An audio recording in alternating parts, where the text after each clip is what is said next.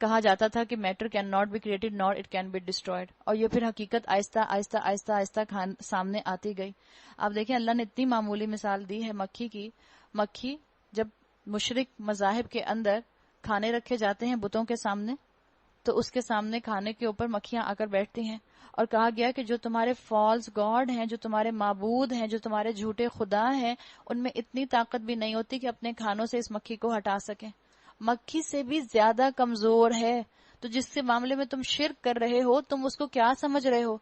معبود تو اس کو سمجھا جاتا ہے جس کو اعلیٰ ہستی سمجھ کر اس کی عبادت کی جائے، جس کا آپ شکریہ ادا نہ کر سکتے ہو اس کے احسانات کا، تو اس کے بدلے میں آپ اس کے آگے سر جھکا دیں سجدے کے اندر. معبود تو وہ ہوتا ہے. یہ کیسے معبود ہیں تمہارے دنیا کے کہ اگر ان سے کوئی معمولی سی ایک مکھی بھی چیز چرا کر لے جائے تو یہ واپس لانے پر قادر نہیں ہے. بتا دیا گیا اونچی کمند ڈالو، اونچا معبود بناؤ، اور اونچا معبود بھی کون ہے؟ اللہ رب العزت. اپنا لہسو اونچا پھینکو، اللہ کے ہاتھ اپنے آپ کو بھیجو، اللہ کے ہاتھ اپنے آپ کو بیچو گے تو جنت تمہیں انشاءاللہ اس کے جواب میں ملے گی. حقیقت یہ ہے اللہ اپنے فرامین کی ترسیل کے لیے ملائکہ میں سے بھی پیغام رساں منتخب کرتا ہے، اور انسانوں میں سے بھی وہ سمیع اور بصیر ہے. جو کچھ لوگوں کے سامنے ہے اسے بھی وہ جانتا ہے، جو کچھ ان سے اوجھل ہے اس سے بھی وہ واقف ہے، اور سارے معاملات اللہ ہی کی طرف رجوع ہوتے ہیں. کیا کرو ان دا مین ٹائم، اے لوگو جو ایمان لائے ہو، رکوع اور سجدہ کرو، اپنے رب کی بندگی کرو، نیک کام کرو، اور اسی سے توقع کی جا سکتی ہے کہ تم کو فلاح نصیب ہوگی. اور کیا کرو؟ وجاہدوا فی اللہ حق جہادہ، اللہ کی راہ میں جہاد کرو جیسا کہ جہاد کرنے کا حق ہے. ایک تو اللہ سے آپ ضرور دعا کریں کہ اللہ تعالیٰ میرے دل کے اندر حق کے بارے میں کبھی شکوک نہ آئے، کبھی ڈاؤٹس نہ آئے، اللہ میں حق پر جم جاؤں. اور اللہ نے کہا ہے وجاہدوا فی اللہ حق جہادہ، اللہ کے راستے میں جہاد کرو جیسا کہ جہاد کرنے کا حق ہے. جس وقت اسلام کی جو ڈیمانڈ ہو اس ڈیمانڈ کو پورا کرو. آج اسلام ڈیمانڈ کر رہا ہے تمہاری صلاحیتیں تم سے مانگ رہا ہے، اور تمہارا وقت مانگ رہا ہے. اسلام کو وقت دو، اسلام کو وقت کی ضرورت ہے. جب مال کی ضرورت ہو تو مال دو، جب صلاحیتوں کی ضرورت ہو تو صلاحیتیں دو.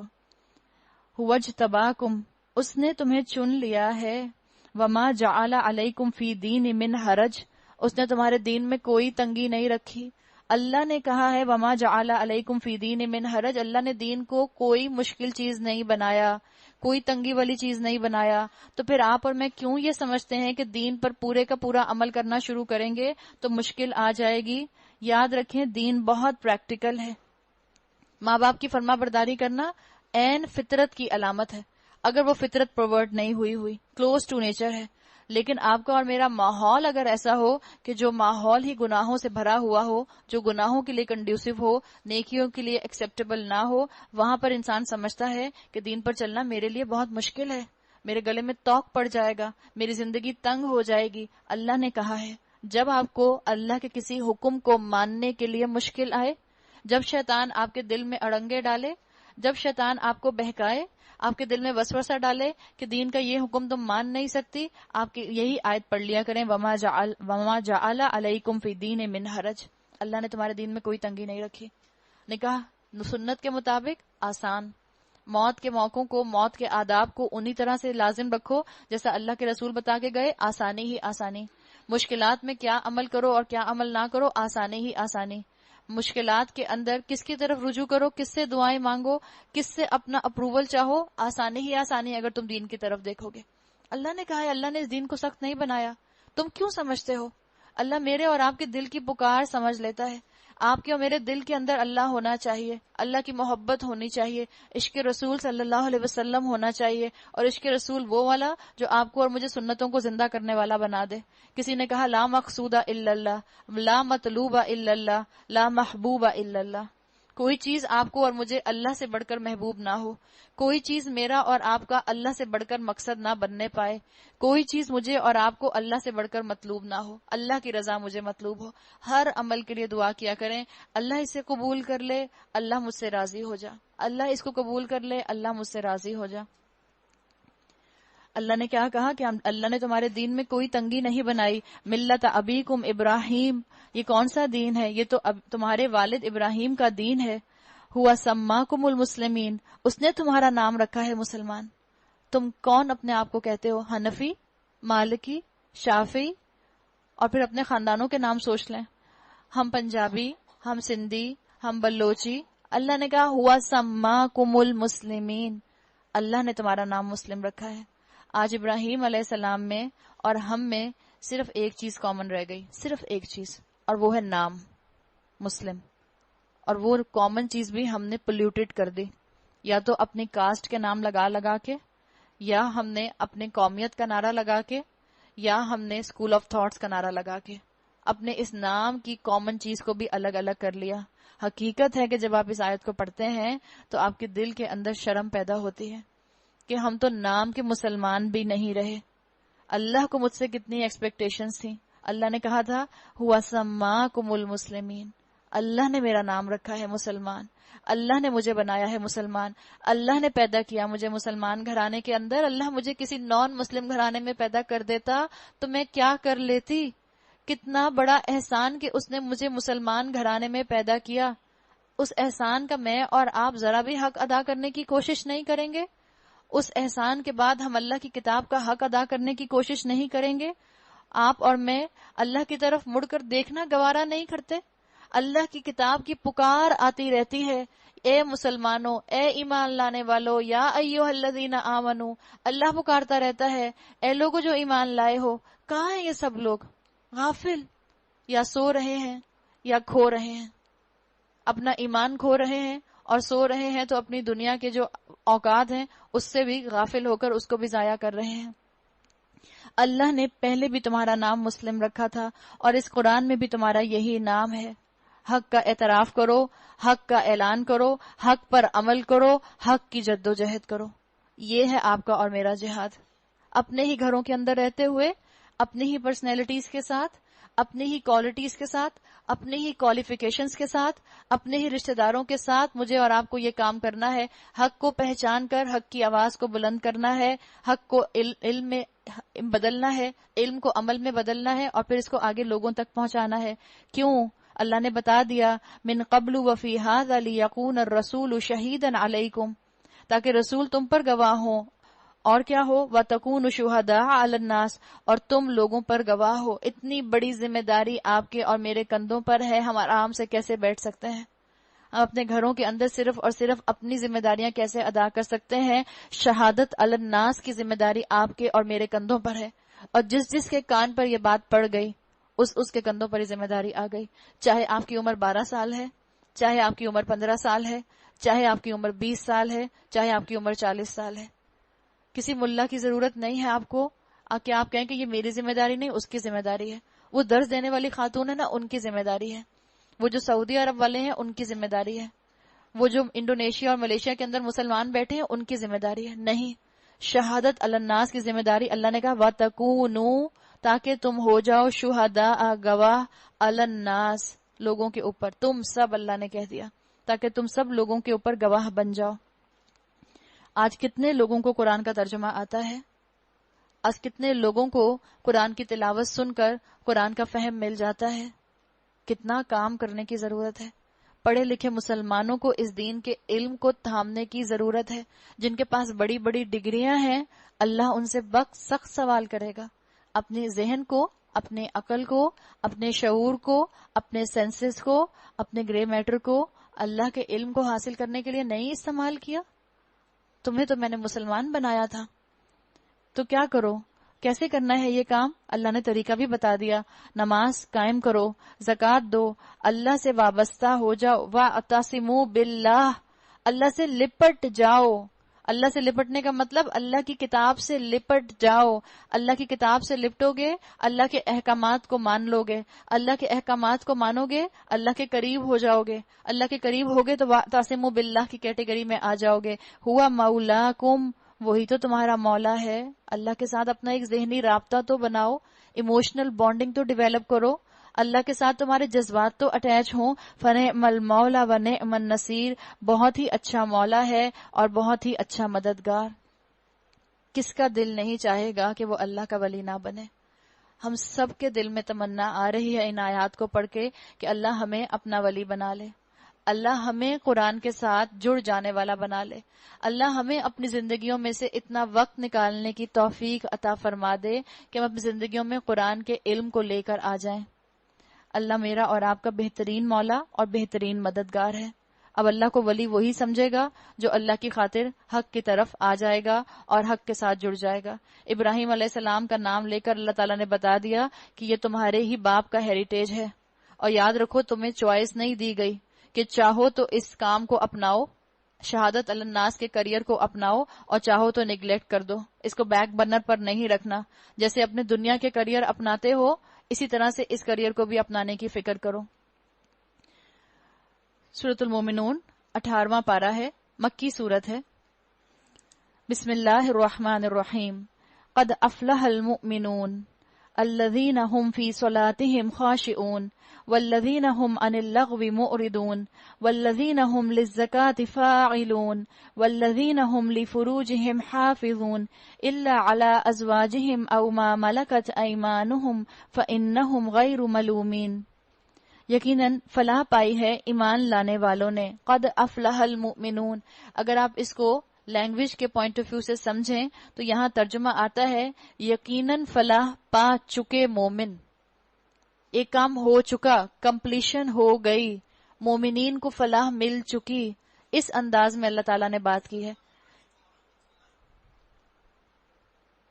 اسکالرز بتاتے ہیں کہ قرآن کے اندر 3 پیسجز ایسے آتے ہیں جہاں اللہ تعالیٰ نے مسلمانوں کے کریکٹرسٹکس بتائے ہیں کہ مسلمان جو ہیں ایک اس ٹائپ کے ہوتے ہیں، ایک اس ٹائپ کے ہوتے ہیں اور ایک اس ٹائپ کے ہوتے ہیں.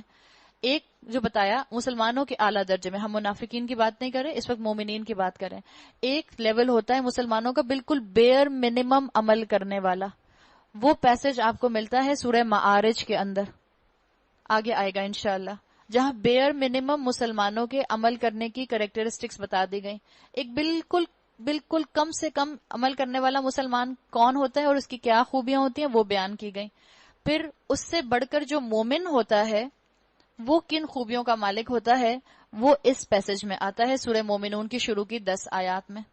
یہاں 10 آیات میں مومن کا کریکٹرسٹک بتا دیا گیا کہ مومن بیئر منیمم سے بڑھ کر عمل کرنے والا ہوتا ہے. اس کے بعد ایک اور پیسج آئے گا آگے انشاءاللہ 19ویں پارے کے اندر، وہ آئے گا سورہ فرقان کے اندر. وہاں اللہ تعالیٰ اپنے پسندیدہ بندوں کا ذکر کرتے ہیں اور اس پیسج کو اللہ تعالیٰ نے جن مومنین کو ذکر کیا ہے ان کو ٹائٹل دیا ہے عباد الرحمن، رحمان کے بندے.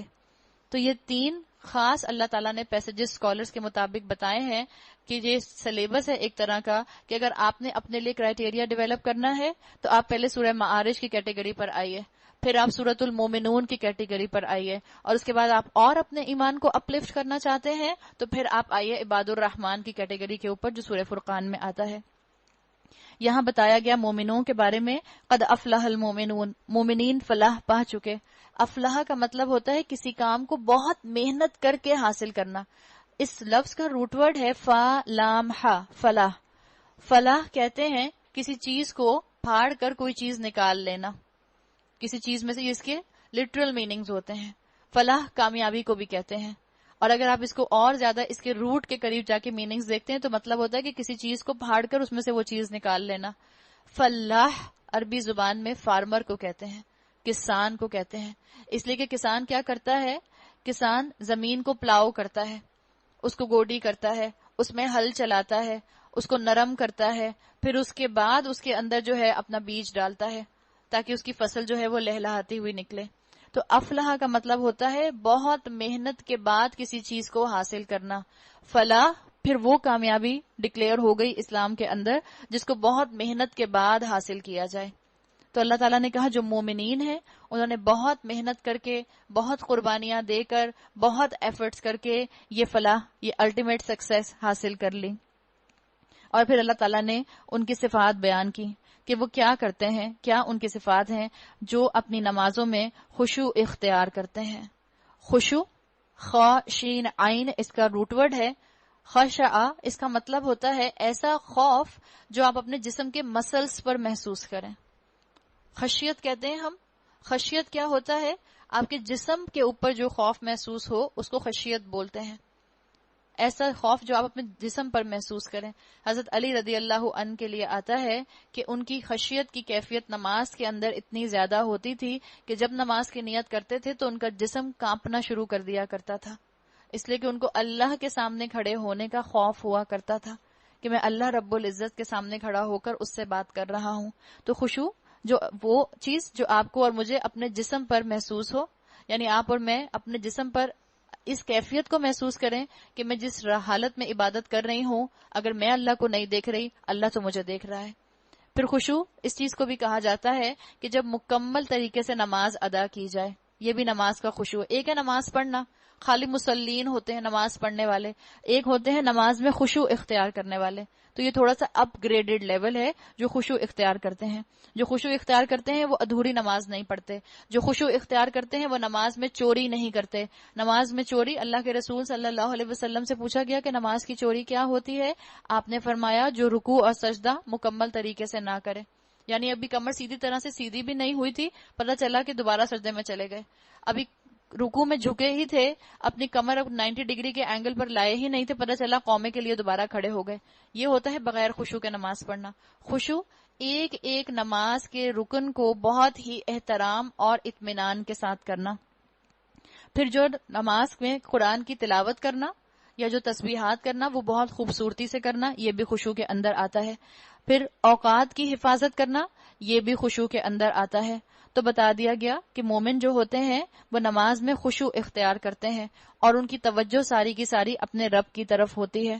باڈیلی ایٹیٹیوڈ بھی ان کا آ گیا، دل بھی جھکا ہوتا ہے، جسم بھی جھکا ہوتا ہے اور جذبات بھی اللہ کے ساتھ اٹیچڈ ہوتے ہیں. یہ ہے خشوع کی کیفیت. اور نماز کی حفاظت کیسے کرتے ہیں؟ نماز میں خشوع کیسے آتا ہے؟ اگلی بات بتائی، لغویات سے دور رہتے ہیں. والذین هم عن اللغو معرضون. لغو کیا ہوتا ہے؟ ہر یوز لیس ایکٹیویٹی لغو ہے. لغو وہ چیز جو آپ کو اور مجھے اللہ سے دور کر دے. Useless talk, useless activities, useless companies, useless آپ کی ہابیز، ان سب کو اس کیٹیگری میں لے آئیے. ہماری زندگی میں جو مصروفیات ہوں گی، یاد رکھیں اس کا اثر ہمیں اپنی نماز پر نظر آئے گا. جس چیز کو چھوڑ کر ہم نماز پڑھنے جائیں گے اس چیز کا امپیکٹ بہت دیر تک ہمارے ذہن پر رہتا ہے. تو اسی لیے اسکالرز کہتے ہیں کہ نماز پڑھنے سے پہلے سے نماز کی تیاری شروع کر دیں. اذان کی آواز سنتے ہی نماز کی تیاری شروع کر دیں تاکہ آپ کا ذہن اس طرف جانے لگ جائے کہ آپ اپنے آپ کو ڈیٹیچ کر رہی ہیں. اللہ کے رسول صلی اللہ علیہ وسلم کے لیے آتا ہے، حضرت عائشہ رضی اللہ عنہ کی روایت کا مفہوم ہے، آپ فرماتی ہیں کہ اللہ کے رسول صلی اللہ علیہ وسلم ہمارے درمیان بیٹھے ہوتے تھے، باتیں کر رہے ہوتے تھے اور ہم انجوائے کر رہے ہوتے تھے ایک دوسرے کی کمپنی، کہ اذان کی آواز آیا کرتی تھی تو رسول اللہ صلی اللہ علیہ وسلم ایسے اجنبی ہو جاتے تھے جیسے ہمیں جانتے ہی نہیں. اذان کی آواز سنتے ہی اذان کی نماز کی تیاری کیا کرتے تھے. تو جب میں اور آپ ڈرامہ دیکھ کر اٹھیں گے اور نماز پر کھڑے ہو جائیں گے تو ذہن میں کیا گھومے گا؟ ڈرامے کے کریکٹر. مووی دیکھ کر کھڑے ہوں گے اور نماز کی نیت کر لیں گے تو ذہن میں کیا آئے گا؟ مووی کا اگلا سین. میچ دیکھ کر ایک اوور کے دوسرے اوور سے شروع ہونے کے درمیان میں نماز پڑھنے کی کوشش کریں گے تو کیا کریں گے؟ نماز کے اندر ساری بالز آتی رہیں گی اور یہ آتا رہے گا اتنا سکور ہو جائے تو یہ ہو جائے گا، اتنا سکور ہو جائے تو یہ ہو جائے گا. فیشن میگزین دیکھ کر نماز پڑھنا شروع کریں تو کیا ہوگا؟ ذہن میں پیاری پیاری ماڈلز آتی رہیں گی. اور جب عورتوں کا یہ حال ہے تو سوچیں مردوں کے ذہن میں کتنی آتی ہوں گی عورتیں اگر وہ فیشن میگزین دیکھنے کے بعد نمازیں پڑھیں گے.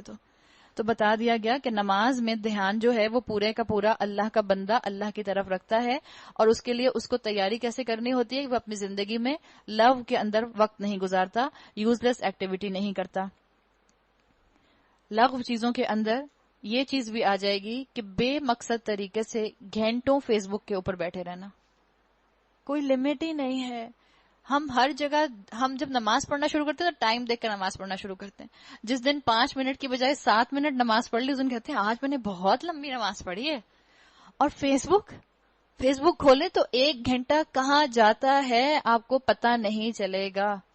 تو لغو چیزوں سے اپنے آپ کو کم سے کم رکھیں. معاملہ ضرورت کے تحت ان چیزوں کو استعمال کریں اور ان چیزوں کو اگر استعمال کریں تو حق کی آواز کو بلند کرنے کے لیے استعمال کریں، حق کو پہچاننے کے لیے استعمال کریں، اللہ کی بات کو سمجھنے کے لیے استعمال کریں. پھر یہ کیا کرتے ہیں؟ ان کی اگلی صفت آئی زکوٰۃ کے طریقے پر عامل ہوتے ہیں. یہاں الفاظ کیا آئے ہیں؟ والذین هم للزکاۃ فاعلون، اور جو لوگ کیا کرتے ہیں زکوٰۃ کے ادا کرنے والے ہوتے ہیں. دیکھیں فاعل، فعل کا مطلب ہوتا ہے کوئی کام کرنا. یہ مکی صورت ہے.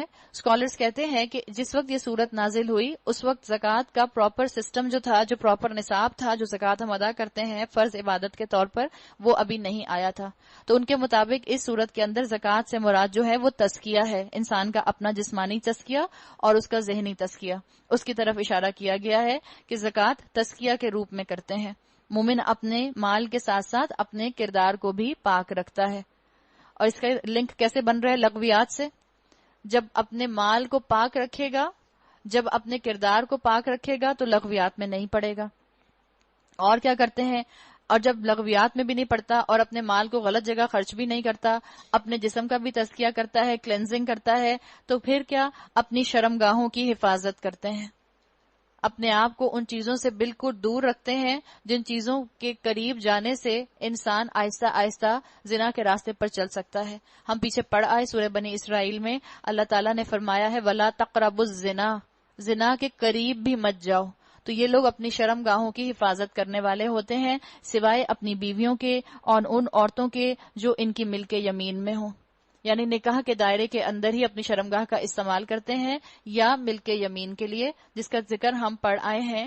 غلام لونڈی عورت کے ضمن میں بات آ گئی کہ ان پر محفوظ نہ رکھنے میں وہ قابل ملامت نہیں ہے. البتہ جو اس کے علاوہ کچھ اور چاہیں وہی زیادتی کرنے والے ہیں. ان دو چیزوں کے علاوہ، ان دو دائروں کے باہر اگر شرمگاہ کا استعمال کیا جائے گا تو بتا دیا گیا اللہ کی کتاب نے کہ وہ زیادتی کرنے والے ہیں، اپنی امانتوں اور عہد و پیمان کا پاس رکھتے ہیں، یعنی اپنے لیگل کانٹریکٹ اور سوشل کانٹریکٹس اچھی طرح نبھاتے ہیں. اللہ کے رسول صلی اللہ علیہ وسلم جب خطبہ دیا کرتے تھے تو کہا کرتے تھے لا ایمان لمن لا امانت لہ ولا دین لمن لا عہد لہ، جس میں اس کا کوئی ایمان نہیں ہے جس میں کوئی امانت نہیں ہے، اور اس کا کوئی دین نہیں ہے جس میں کوئی عہد کی پاسداری نہیں ہے. تو یہ جو مومن ہوتے ہیں یہ کیا کرتے ہیں؟ اپنے کانٹریکٹ کو سنبھال کر رکھنے والے ہوتے ہیں. اور پھر دوبارہ آخر میں بالکل بریکٹس کی طرح شروع میں نماز اور بریکٹ کلوز کی طرح پھر نماز کا ذکر آ گیا. والذین هم علی صلواتہم یحافظون، اپنی نمازوں کی محافظت کرنے والے ہوتے ہیں، اپنی نمازوں کو گارڈ کرنے والے ہوتے ہیں. مومن جو ہوتا ہے وہ نیکیوں کا باغ لگاتا جاتا ہے، اور مومن کیا ہوتا ہے؟ اپنی پچھلی نیکیوں کی بھی حفاظت کرتا ہے، نئی نیکیوں کو بھی اس میں ایڈ کرتا جاتا ہے. یہ ہوتا ہے مومن، اسی لیے اس کے اندر یہ صفات ہوتی ہیں.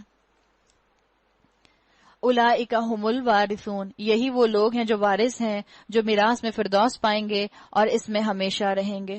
ان 10 آیات کے لیے رسول اللہ صلی اللہ علیہ وسلم کی حدیث کا مفہوم ملتا ہے کہ جو ان 10 آیات کو پڑھے گا اور ان پر عمل کرے گا اللہ تعالیٰ اس کو جنت میں داخل فرمائے گا. اب کسی نے یہ کہا کہ اچھا سوچا کہ یہ 10 آیات ہیں، بس میں ان 10 آیات میں عمل کر لوں تو میں جنت میں چلا جاؤں گا. تو اس میں 2 باتیں ہیں. ایک تو یہ کہ اگر آپ ان 10 آیات پر منوان عمل کریں گی تو یہ ساری آپ کی زندگی کو انسرکل کر لیں گی، اس لیے کہ اس میں کانٹریکٹس بھی آ گئے، اس میں عبادات بھی آ گئیں، اس میں اپنی کلینزنگ بھی آ گئی، اس کے اندر اپنی شرمگاہ کی حفاظت بھی آ گئی، اس میں زنا کے راستوں سے دور ہونا بھی آ گیا اور اپنے آپ کو بے حیائی اور نیوڈیٹی سے بچانا بھی آ گیا. تو زندگی کے سارے ایسپیکٹس اس میں کور ہو گئے. چلے مان لیا کہ اگر آپ نے اس کو ایز اٹ از لے لیا تو آپ جنت میں جانے کے اپنے آپ کو اہل بنا سکتے ہیں. لیکن یاد رکھیں اسلام کا اصول کیا ہے جو اسکالرز کا دیا ہوا ہے، وہ کہتے ہیں کہ کسی بھی ٹاپک کے اوپر ساری اللہ کے رسول صلی اللہ علیہ وسلم کی حدیث کو جمع کیا جاتا ہے، اس کے بعد اس سے احکامات ڈیرائیو کیے جاتے ہیں. کسی ایک چیز کو پکڑ کر آپ نہیں کہہ سکتے کہ بس اب میں یہ کروں گی اور اس کے بعد میری نجات ہو جائے گی. مثال کے طور پر اللہ کے رسول صلی اللہ علیہ وسلم نے فرمایا کہ جس نے کلمہ پڑھ لیا اس کو اللہ تعالیٰ جنت میں داخل فرمائیں گے. اب آپ کو بیچ کی بھی چیزیں معلوم ہونی چاہیے.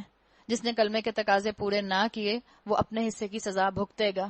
جو سزا وہ بھگتے گا وہ کس طرح کی سزا ہوگی اس کا ایک ریفلیکشن آپ اور میں پڑھ آئے ہیں. آپ کو میں نے بتایا تھا احقاب آیا ہے لفظ احقابہ حقوق کی جمع ہے، اور حقوق کم سے کم سزا کے لیے آتا ہے جو جہنم میں دی جائے گی لوگوں کو، اور حقوق عربی زبان میں 1000 ملین ایئرز کے لیے آتا ہے. اگر کوئی جہنم میں یہ سمجھے کہ میں تھوڑی دیر کے لیے جاؤں گا پھر واپس آ جاؤں گا، 1000 ملین ایئرز، اور وہ بھی دنیا کے اس پلانٹ ارتھ کے 24 گھنٹے کے حساب سے.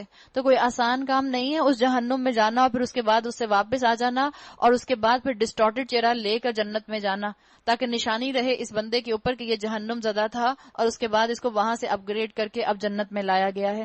تو اللہ نے کہہ دیا جو نیک کام کرے گا اللہ تعالیٰ اس کو، جو ان صفات کو اپنے اندر پیدا کرے گا، اللہ تعالیٰ اس کو جنت الفردوس عطا کریں گے. جنت کے 100 درجے ہیں. جس طرح ہمارے شہر کے اندر رہنے والے مختلف علاقے ہیں، ایسے ہی جنت میں مختلف علاقے ہیں. جنت الفردوس جنت کا اعلیٰ ترین درجہ ہے. انسان جب تمنا کرے اس جنت کی تمنا کرے. اللہ کے رسول صلی اللہ علیہ وسلم نے فرمایا کہ تم جب جنت مانگو اللہ سے جنت الفردوس مانگو. تو اعلیٰ چیز کی تمنا انسان کرے اور پھر کوشش بھی، عمل بھی اعلیٰ چیز کے لیے کرتا رہے. صحیح عقیدہ رکھے، صحیح عمل کرتا رہے، انشاءاللہ جنت میں جانے کے لیے پھر اس کے لیے چیزیں کافی ہو جائیں گی. وَلَقَدْ خَلَقْنَا الْإِنسَانَ مِنْ سُلَالَةٍ مِّن طِينٍ، ہم نے انسان کو مٹی کے سط سے بنایا، پھر اسے ایک محفوظ جگہ ٹپکی ہوئی بوند میں تبدیل کیا، پھر اس بوند کو لوتھڑے کی شکل دی، پھر لوتھڑے کو بوٹی بنا دیا، پھر بوٹی کی ہڈیاں بنائیں، پھر ہڈیوں پر گوشت چڑھایا، پھر اسے ایک دوسری ہی مخلوق بنا کھڑا کیا.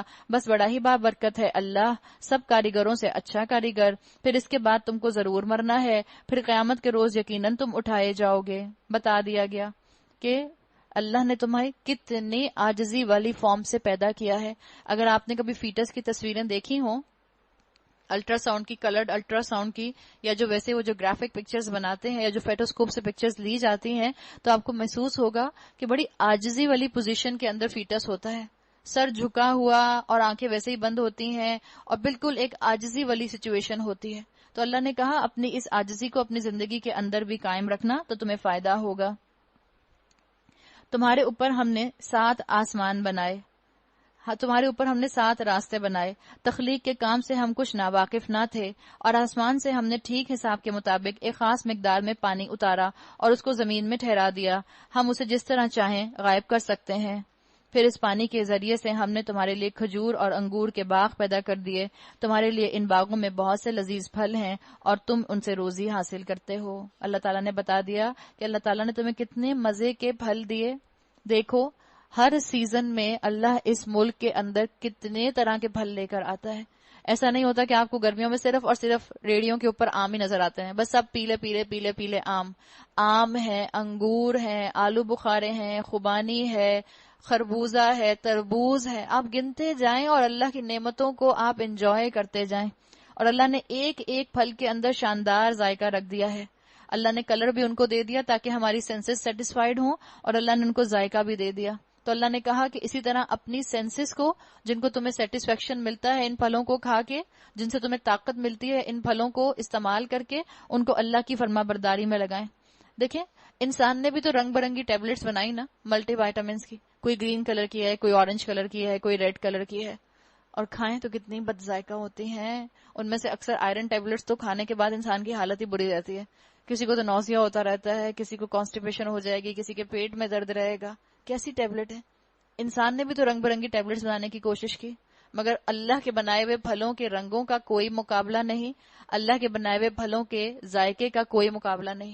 اللہ چاہتا ہے درختوں کے اوپر ٹیبلٹس کی شکل کے پھل لٹکتے رہتے، ہم کیا کر لیتے؟ پر اصلا آم کا ٹیبلٹ لٹک رہا ہے، ٹیبلٹ توڑا اور کھا لیا. نہیں، اللہ نے بھی دیکھیں آپ کی اور میری روح کے ساتھ ساتھ آنکھوں کی تسکین کا سامان بھی کیا ہے. تو اس تسکین کو پانے کے بعد اس طاقت کو اللہ کے راستے میں استعمال کرو. اور وہ درخت بھی ہم نے پیدا کیا جو طور سینہ سے نکلتا ہے، تیل بھی لیے ہوئے اگتا ہے اور کھانے والوں کے لیے سالن بھی ہے. یہاں ذکر ہے اولیو آئل کا، اولیو کے درخت کا. زیتون کے تیل کے اندر اینٹی سیپٹک کوالٹیز ہوتی ہیں اور اس تیل کی چکنائی جو ہے وہ انسان کو نقصان نہیں پہنچاتی. حقیقت یہ ہے کہ تمہارے لیے مویشیوں میں بھی ایک سبق ہے. آپ دیکھیں کسی ورسٹ ورلڈ میں آپ کو ایسی فیکٹری نہیں ملے گی کہ آپ ایک طرف سے اس کے اندر مٹی ڈالیں اور دوسری طرف سے وہاں سے آئل نکل آئے. کبھی ممکن ہے؟ یا آپ ایک طرف سے گھاس ڈالیں دوسری طرف سے دودھ نکل آئے؟ کوئی ایسی فرسٹ ورلڈ کی فیکٹری نہیں ہے. اللہ نے کہا حقیقت یہ ہے کہ تمہارے لیے مویشیوں میں بھی ایک سبق ہے. ان کے پیٹوں میں جو کچھ ہے اسی میں سے ایک چیز یعنی دودھ ہم تمہیں پلاتے ہیں، اور تمہارے لیے ان میں بہت سے فائدے بھی ہیں. تم ان کو کھاتے ہو اور ان پر اور کشتیوں پر سوار کیے جاتے ہو. جبھی کسی نے کہا رب کا شکر ادا کر بھائی جس نے ایسی گائے بنائی. اللہ نے کتنی نعمتیں آپ کو اور مجھے دی ہیں. ہم نے نوح کو اس کی قوم کی طرف بھیجا، اس نے کہا اے میری قوم کے لوگو، اللہ کی بندگی کرو، اللہ کی بندگی کرو، اللہ کے ساتھ جڑ جاؤ تو کیا ہوگا، اور اس کے سوا تمہارا کوئی معبود نہیں ہے، کیا تم ڈرتے نہیں ہو؟ اللہ سے جو ڈرے گا، یاد رکھیں اسی کے اندر تقوی جو ہے وہ کنٹین کر سکتا ہے. جس کے اندر اللہ کا خوف ہوتا ہے اس کے اندر تقوی آ جاتا ہے. اور تقوی کیا؟ وہ خوف جو آپ کو اور مجھے نیکیوں میں دوڑا دے. تو پورے عمل پر جو آئے گا، پورے دین میں جو آئے گا، اس کے اندر تقوی پیدا ہونا شروع ہو جائے گا. اس کی قوم کے جن سرداروں نے ماننے سے انکار کیا وہ کہنے لگے یہ شخص کچھ نہیں ہے مگر ایک بشر تم ہی جیسا، اس کی غرض یہ ہے کہ تم پر برتری حاصل کرے. اللہ کو اگر بھیجنا ہوتا تو فرشتے بھیجتا. یہ بات تو ہم نے کبھی اپنے باپ دادا کے وقتوں میں سنی ہی نہیں کہ بشر رسول بن کر آئے. کچھ نہیں، بس اس آدمی کو ذرا جنون لاحق ہو گیا ہے. ہی از گون کریزی. یہ کیسی باتیں کر رہا ہے. کچھ مدت اور دیکھ لو، شاید افاقہ ہو جائے. ایسے لگ رہا ہے جیسے ابھی ہماری کچھ ہی دنوں کی پہلے کی ہسٹری بیان ہو رہی ہے. ہمارے ہاں بھی ایک کچھ جلسے جلوسوں کا سلسلہ شروع ہوا تھا، اور کوئی دیندار انسان اگر جلسہ جلوس کرنا شروع کر دے تو لوگ کہتے ہیں لو یہ چلیں ہمیں جلسے جلوس کرانے کے لیے. ان کا کام ہے اللہ اللہ کریں. یہ کن چکروں میں پڑ گئے. کتنی لوگوں نے باتیں کی، خاموشی سے دیکھتے رہتے، حالات کا مظاہرہ کرتے رہتے کہ حالات کس طرف جا رہے ہیں، لیکن تبصرے اور تبصرے، ڈسکشنز اور ڈسکشنز. جب تک ہم ڈسکشنز نہ کر لیں ہمارا تو کھانا ہضم نہیں ہوتا. کھانے کی میز پر بیٹھیں گے تو ڈسکشنز، کٹی پارٹیز میں بیٹھیں گے تو ڈسکشنز، ڈرائنگ رومز میں بیٹھیں گے تو ڈسکشنز، اللہ کے دین کی کلاس کو اٹینڈ کرنے کے بعد آئیں گے تو ڈسکشنز. خیر والا ڈسکشن ہے تو الحمدللہ، لیکن اگر شکوک و شبہات والا ڈسکشن ہے تو اللہ ہمیں ایسے ڈسکشن سے محفوظ رکھے. یہ لوگ بھی اپنے انبیاء کا ایسے ہی مذاق اڑایا کرتے تھے. کچھ مدت اور دیکھ لو، شاید افاقہ ہو جائے. نوح علیہ السلام نے کہا قال رب انصرنی بما کذبون، اے میرے پروردگار ان لوگوں نے جو میری تکذیب کی ہے اس پر تو میری نصرت فرما. ہم نے اس پر وحی کی کہ ہماری نگرانی میں اور ہماری وحی کے مطابق کشتی تیار کر، پھر جب ہمارا حکم آ جائے اور تنور ابل پڑے تو ہر قسم کے جانوروں میں سے ایک ایک جوڑا لے کر اس میں سوار ہو جا، اور اپنے اہل و عیال کو بھی ساتھ لے، سوائے ان کے جن کے خلاف پہلے فیصلہ ہو چکا ہے، اور ظالموں کے بارے میں مجھ سے کچھ نہ پوچھنا، یہ اب غرق ہونے والے ہیں. انہم مغرقون. پھر جب تو اپنے ساتھیوں سمیت کشتی پر سوار ہو جائے تو کہہ شکر ہے اس خدا کا جس نے ہمیں ظالم لوگوں سے نجات دی، اور کہہ پروردگار ربی انزلنی منزلا مبارکا وانت خیر المنزلین، پروردگار مجھ کو برکت والی جگہ اتار اور تو بہترین جگہ دینے والا ہے. آپ دیکھیں اللہ تعالیٰ نے یہاں پر یہ بات بتا دی کہ رسول بھی جو ہوا کرتے تھے ان کو بھی خیر اللہ سے مانگنی ہوتی تھی. آپ جب یہاں آنے لگیں تو یہاں آتے ہوئے بھی آپ یہ دعا پڑھ کر آ سکتے ہیں. آپ جب کہیں جانے لگیں کسی بھی جگہ پر تو یہ دعا پڑھ کر جا سکتے ہیں، اللہ مجھے برکت والی جگہ پر لے کر جا، اللہ مجھے وہاں لے کر جا جہاں پر حق بولا جاتا ہے اور بتایا جاتا ہے. ہر بات میں کہیں الحمدللہ. جب آپ سفر کر رہی ہوں اس دعا کو اپنے ساتھ ضرور رکھیں اور اس دعا کو ضرور پڑھیں. اس قصے میں بڑی نشانیاں ہیں اور آزمائش تو ہم کر کے ہی رہتے ہیں. نشانی کیا ہے؟ نوح علیہ السلام اور ان کے ساتھی، ان کو بچا لیا گیا، یہ نشانی ہے ان کے لیے. دنیاوی طور پر چاہے وہ کامیاب نہیں ہوئے، ان کو حکومت نہیں ملی، لیکن اصل کامیابی، اصل بچانا کیا آپ کو نشانی بتائے گی کہ اللہ نے آخرت میں ان کو رسوائی سے بچا لیا. یہ تھی ان کی آزمائش دنیاوی اور ان کے لیے کامیابی. تو آزمائش میں انسان اللہ سے بدظن نہ ہو. یاد رکھیں اس آزمائش آتی ہے یا انسان کی پرانی خطاؤں کو معاف کرنے کے لیے، یا انسان کے درجے بلند کرنے کے لیے، یا انسان کو مزید نکھارنے کے لیے، رب سے قریب کرنے کے لیے. ان کے بعد ہم نے ایک دوسرے دور کی قوم اٹھائی، پھر ان میں خود انہی کی قوم کا ایک رسول بھیجا جس نے انہیں دعوت دی کہ اللہ کی بندگی کرو، تمہارے لیے اس کے سوا کوئی اور معبود نہیں ہے، کیا تم ڈرتے نہیں ہو؟ اس کی قوم کے جن سرداروں نے ماننے سے انکار کیا اور آخرت کی پیشی کو جھٹلایا، اور جن کو ہم نے دنیا کی زندگی میں آسودہ کر رکھا تھا، جو اس معاشرے کے انٹیلیجنسیا تھے، ایرسٹوکریٹ تھے، ایلیٹ تھے، ویل آف لوگ تھے، کھاتے پیتے لوگ تھے، وہ کیا کہنے لگے؟ یہ شخص کچھ نہیں ہے مگر ایک بشر تم ہی جیسا، جو کچھ تم کھاتے ہو وہی یہ کھاتا ہے، جو کچھ تم پیتے ہو وہی یہ پیتا ہے. رسول معاشرے کے لوگوں کی طرح ہوتے تھے، کھانے پینے میں، حال حلیے میں، برادری میں انہی کی طرح ہوتے تھے، لیکن ان لوگوں کو کیا ہوا کہ یہ آسمان کے فرشتوں کی طرح کیوں نہیں ہے؟ اس لیے کہ اپنی پسند کے کام کروانا چاہتے تھے، اور رسولوں کا معاملہ تو یہ تھا کہ رسول صرف وہی کہا کرتے تھے جو اللہ حکم دیا کرتا تھا، وہی کیا کرتے تھے جو شریعت ان کو دے دی جاتی تھی۔ اب اگر تم نے اپنے ہی جیسے ایک بشر کی اطاعت قبول کر لی تو تم گھاٹے ہی میں رہو گے۔ جیسے آج کل کہتے ہیں نا کہ اگر تم فلاں کے درس میں گئی نا تو تمہارا برین واش ہو جائے گا، دیکھنا تم بالکل بدل جاؤ گی۔ اکثر شوہروں کو بڑی انسیکیورٹی ہوتی ہے کہ اگر ان کی بیگمات نے کوئی کورس جوائن کر لیا تو بس اس کے بعد جو ہے ان کی بیگمات کی پراپر برین واشنگ ہو جائے گی۔ تو بالکل وہی انداز یہاں بتایا گیا۔ یہ تمہیں اطلاع دیتا ہے کہ تم مر کر مٹی ہو جاؤ گے اور ہڈیوں کا پنجر بن کے رہ جاؤ گے، اس وقت تم قبروں سے نکالے جاؤ گے۔ بعید نہیں، یہ شک کا وائرس ڈالنے والی بات ہے بالکل، کہ یہ کیسے ہو سکتا ہے کہ جب تم مر کر مٹی ہو جاؤ گے تمہیں دوبارہ اٹھایا جائے۔ بعید، بالکل بعید ہے یہ وعدہ جو تم سے کیا جا رہا ہے۔ زندگی کچھ نہیں ہے مگر بس یہی دنیا کی زندگی، وما نحن بمبعوثین، اور ہم کو مرنا اور جینا اسی میں، اور ہم ہرگز اٹھائے جانے والے نہیں ہیں۔ وہ کہتے تھے نو وے، ہمیں نہیں لگتا کہ کوئی ہمیں اٹھائے گا۔ اپنی گمراہی کو فیکٹ کے طور پر بیان کر رہے ہیں، اپنی وشفل تھنکنگ کی وجہ سے اتنے کنوکشن سے یہ بات کر رہے ہیں، حالانکہ دل کے اندر ہو سکتا ہے ڈر رہے ہوں۔ ان ہوا الا رجل، یہ شخص خدا کے نام پر محض جھوٹ گڑھ رہا ہے اور ہم کبھی اس کی بات ماننے والے نہیں ہیں۔ جس چیز کو معاشرے کا اعلیٰ طبقہ اٹھا لیتا ہے، یاد رکھیں وہ چیز اعلیٰ ہو جاتی ہے۔ اور یہ مترفین تھے نا، انہوں نے نہیں اٹھایا تو دعوت بھی بہت تیزی سے پھیل نہ سکی۔ معاشرے میں دین گھٹیا اس وقت ہوتا ہے جب پڑھے لکھے لوگ دین سے کنارہ کشی اختیار کر لیتے ہیں۔ اگر آپ چاہتے ہیں دین آگے بلند ہو تو دین کو اٹھ کر تھام لیں، دین کو پکڑ لیں، دین کو عمل میں لے آئیں، دین کو وقت دینا شروع کریں، دین کو بھی اپنے بچے کی طرح ٹریٹ کریں، آپ کو بھی اس سے محبت نظر آئے، دین کے ساتھ بھی آپ کی لائلٹیز ہوں۔ جب علم والے، پیسے والے، ویل آف ایرسٹوکریٹس دین پر عمل کرنا چھوڑ دیتے ہیں، تبھی اللہ تعالیٰ جو ہے اس آزمائش کو معاشرے کے اندر لے آتا ہے۔ رسول نے کہا پروردگار، ان لوگوں نے جو میری تکذیب کی ہے اس پر اب تو ہی میری نصرت فرما۔ جواب میں ارشاد ہوا، قریب ہے وہ وقت جب یہ اپنے کیے پر پچھتائیں گے۔ آخرکار ٹھیک ٹھیک حق کے مطابق ایک ہنگامہ عظیم نے ان کو آ لیا اور ہم نے ان کو کچرا بنا کر پھینک دیا۔ فَجَعَلْنَاهُمْ غُثَاءً فَبُعْدًا لِقَوْمِ الظَّالِمِينَ، دور ہو ظالم قوم۔ غثاء کہتے ہیں عربی زبان میں یہ جو فلڈ آتا ہے، اور فلڈ کے ساتھ آپ نے دیکھا ہوگا اکثر موویز کے اندر یا آپ نے ڈاکیومنٹریز کے اندر، جب فلڈ آتا ہے تو فلڈ کے اوپر ایک کچرا سا آتا ہے، وہ کاغذ، تنکے، پیپر، وہ سب چیزیں جو آتی ہیں، غثاء اس کو کہتے ہیں، کہ بالکل اس طرح سے اللہ تعالیٰ نے ان کو بے وقت کر دیا، کچرا بن گئے وہ قوم۔ مترفین کا ذکر کر دیا، ایلیٹ کلاس۔ اللہ کو ان کے ویل آف ہونے نے کوئی پریشرائز نہیں کیا، اللہ کو ان کے پیسے اور ان کے دنیا کے علم نے پریشرائز نہیں کیا، اللہ نے ان کو کچرا بنا دیا اس لیے کہ انہوں نے اللہ کی نافرمانی کی تھی۔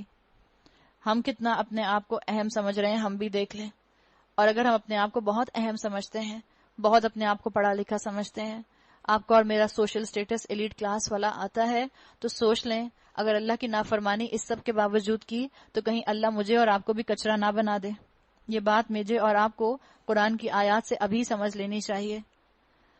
پھر ہم نے ان کے بعد دوسری قومیں اٹھائیں، کوئی قوم نہ اپنے وقت سے پہلے ختم ہوئی اور نہ اس کے بعد ٹھہر سکی۔ پھر ہم نے پے در پے اپنے رسول بھیجے، جس قوم کے پاس بھی اس کا رسول آیا اس نے اسے جھٹلایا، اور ہم ایک کے بعد ایک قوم کو ہلاک کرتے چلے گئے، حتیٰ کہ ان کو بس ہم نے افسانہ بنا کر چھوڑ دیا۔ پھٹکار ان لوگوں پر جو ایمان نہیں لاتے۔ میں اور آپ بھی اپنی کوالیفیکیشنز دیکھ لیں، اگر آپ کو اور مجھے معاشرے میں عزت حاصل ہے تو یہاں اللہ مجھ سے اور آپ سے کلام کر رہا ہے، کہیں ایسا نہ ہو کہ جو مترفین کو بد دعا دی گئی ہم اس بد دعا کے انڈر آ جائیں۔ آج ہی ہم اپنی اصلاح کر لیں۔